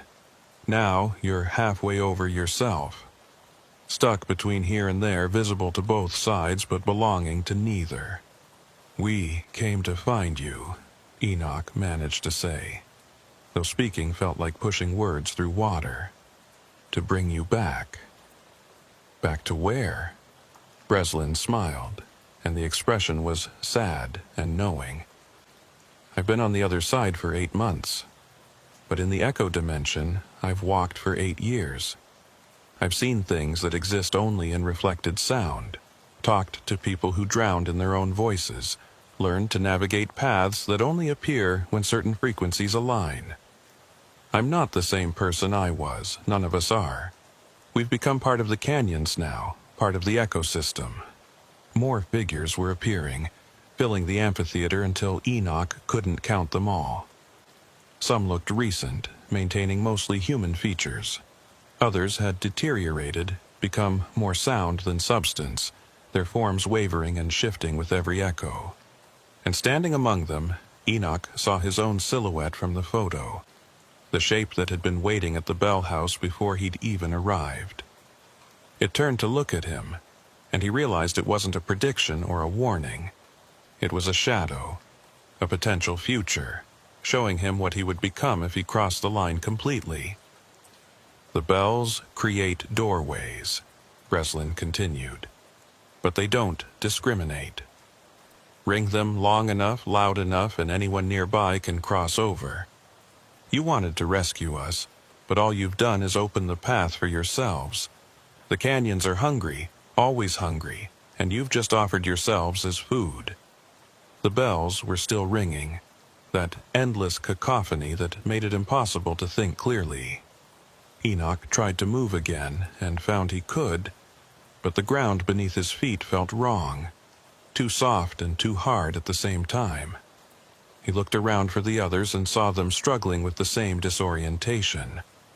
Ramirez had his radio out, was shouting into it, but no sound came from his mouth that Enoch could hear over the bells. Lauralee was writing furiously in her notebook, documenting everything even as reality unraveled around her. And Boaz was standing perfectly still, his hand on his bell, his eyes closed, as if listening to something only he could hear. Then Boaz opened his eyes and rang his bell. Just once, a clear, sharp sound that cut through the chaos of all the other bells. The effect was immediate. The translucent figures froze in place, even Breslin stopping mid-gesture.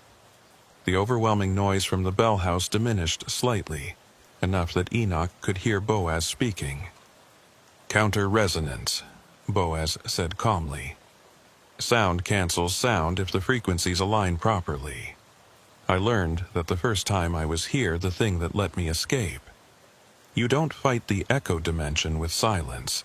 You fight it with controlled sound." He rang his bell again, and more of the figures faded, becoming less substantial. "Everyone, use your bells. Match my pattern. 3 short rings, 2 long, 3 short. It's an old signal, a call used by cattlemen to find each other in the dark. If we create it together, we can establish our own line of sight back to our side." Enoch pulled out his bell and followed Boaz's pattern. 3 short rings, clear and deliberate. 2 long rings, letting the sound carry. 3 more short rings to complete the sequence. Ramirez and Lauralee joined in, their bells adding to the pattern, and slowly the chaos began to recede. The translucent figures grew dimmer, the canyon walls stopped shifting, and the ground solidified beneath their feet. But as the echo dimension released its grip, Enoch saw Breslin's face change. The hollow quality in his eyes sharpened, became angry, and he lunged forward with speed that shouldn't be possible. His hands, cold and solid despite their translucence, grabbed Enoch's shoulders. "Don't leave us here," Breslin said, his voice breaking into something raw and desperate. "Don't abandon us to the echoes. We've been lost for so long, and you're the first people who could hear us, who could see us. Please don't leave us alone." Enoch wanted to help, wanted to pull Breslin back across the line with them, but he could feel the wrongness in his former colleague's touch. Breslin wasn't fully human anymore. He'd been changed by his time in the echo dimension, reshaped by it until he was more sound than flesh. Bringing him back wouldn't be a rescue. It would be forcing something that no longer belonged in this world to inhabit a body that couldn't contain it anymore. "I'm sorry," Enoch said, and meant it with everything he had. "I'm so sorry." He rang his bell again, matching Boaz's pattern, and Breslin's hands lost their grip, becoming insubstantial. The figure that had been his partner stared at him with those two large eyes, and then he was gone, dissolved back into the canyon walls along with all the other figures. The bell house stood silent once more, its bells motionless, and the four living people found themselves standing in an amphitheater that suddenly felt very empty. "We need to leave," Boaz said. "Now, before the canyons decide to try again." They didn't argue. They moved quickly back through the throat, no one speaking, everyone keeping their bells ready in case the echo dimension tried to pull them back. The markings on the canyon walls seemed darker now, more prominent, as if feeding on what had almost happened. When they finally emerged from the canyon and reached their vehicles, the sun was still high overhead. Less than 2 hours had passed since they'd entered, though it had felt like much longer. They drove back to the station in silence, each person processing what they'd experienced in their own way. When they finally gathered in the conference room to debrief, Ramirez looked 10 years older than he had that morning. "We're closing that section," he said. "Permanently. I'm recommending the entire Northern Canyon line be designated as off-limits to Border Patrol operations. We'll reroute patrols around it, install sensors at the periphery, but no one goes in there again." "And the missing agents?" Enoch asked, though he already knew the answer. "What do we tell their families? The truth, as much as we can give them, that they're lost in terrain we can't safely navigate, and that recovery isn't possible." Ramirez's voice was heavy with the weight of that decision. "It's not the answer anyone wants, but it's the only one we have." Laura Lee spoke up quietly. "I'll work with the Park Service to restrict access from our side as well. We can claim environmental hazards, unstable terrain, whatever excuse will keep people away. But we should also document everything we found, create a record that future researchers can use if they ever develop technology or understanding that lets them investigate more safely." "And if they don't?" Enoch asked. "If this just becomes another legend, another story that gets forgotten over time, then at least we tried," Boaz said. "At least we know what's there and why we can't go back. That's more than most people who've encountered the echo dimension can say. Most of them are still lost in it, still calling out, still hoping someone will hear and come find them." The meeting broke up shortly after, everyone exhausted and traumatized in ways that would take years to fully process. Enoch drove home as the sun set, painting the desert in shades of red and purple. He thought about Breslin, about all the others trapped in the echo dimension, and he wondered if they dreamed when they rested, if they could still remember what it felt like to be fully human, fully real, or if those memories had been eroded away by the endless echoes. When he got home, he found his bell sitting on his kitchen table even though he was certain he'd left it in his truck. It sat there innocently, just a piece of tarnished metal, but he knew now what it really was: a marker, a reminder, a connection to a place he'd glimpsed and barely escaped from. He should throw it away, get rid of it. But something stopped him just like it had before. The bell was evidence that it had all been real, that he'd stood on the line of sight between this world and the echo dimension, that he'd heard the voices of the lost and chosen to save himself rather than join them. He didn't know if that made him a coward or a survivor, but he knew he'd carry the weight of that decision for the rest of his life. 3 weeks later, Enoch requested a transfer out of Big Bend. It was approved immediately, his supervisors probably relieved to move him away from the canyons and the memories they contained. On his last day, he drove past the observation point one final time. The northern canyon route was officially closed now, warning signs posted at every access point. But as he looked out across the landscape toward where the bell house stood hidden in its amphitheater, he saw something that made his blood run cold. Smoke rising from deep in the canyons. Not wildfire smoke, but something more controlled, more deliberate. And carried on the wind, barely audible, was the sound of bells ringing. Not in chaos like before, but in pattern. 3 short rings, 2 long, 3 short. The same signal Boaz had used to navigate back across the line of sight. Someone was in the canyons, someone was ringing bells, and whether they were trying to escape the echo dimension or calling others to join them there, Enoch couldn't say. He thought about reporting it, about turning around and investigating, but he kept driving instead.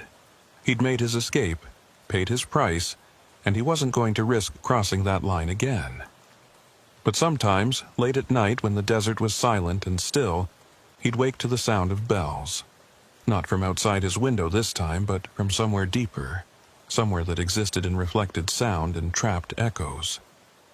And he'd wonder if part of him had stayed behind in those canyons, if leaving hadn't been as complete as he'd thought, if the echo dimension held on to everyone who touched it, keeping pieces of them trapped in that space between perception and reality. The bell on his table would ring sometimes, moved by vibrations that shouldn't affect it or responding to sounds only it could hear. And Enoch would listen, trying to decode what it was telling him, trying to understand the language of echoes and lost voices. He never figured it out. Maybe that was for the best. Maybe some translations weren't meant to be heard by people who still lived fully in the real world. But the canyons remembered. The canyons always remembered. And somewhere in the darkness between sound and silence, Breslin and the others walked their endless paths, still calling out, still hoping that someone would hear them and have the courage to answer. Still waiting for the bells to ring in just the right pattern, at just the right frequency, to finally bring them home. The line of sight remained unbroken. The echo dimension remained active, and the bell house stood in its amphitheater, collecting uniforms and marking time, patient and eternal as the canyons themselves. A monument to everyone the desert had claimed, and a warning to everyone who thought they could navigate its depths without becoming part of its endless echoes. Enoch Calder lived with that knowledge for the rest of his days. Sometimes it was a burden, heavy with guilt and loss. Other times it was a gift, a reminder that he'd survived something that consumed so many others. But always, always, it was accompanied by the sound of bells ringing in the distance, marking the line between this world and the other, calling to anyone foolish or brave enough to listen. And in the canyons of Big Bend, where the limestone walls held echoes from 100 years, and the air carried sounds that had no source, the bells continued their vigil, waiting for the next person to cross the line, waiting to add another uniform to their collection, waiting, as they always had and always would, for the canyon to claim what it considered its own.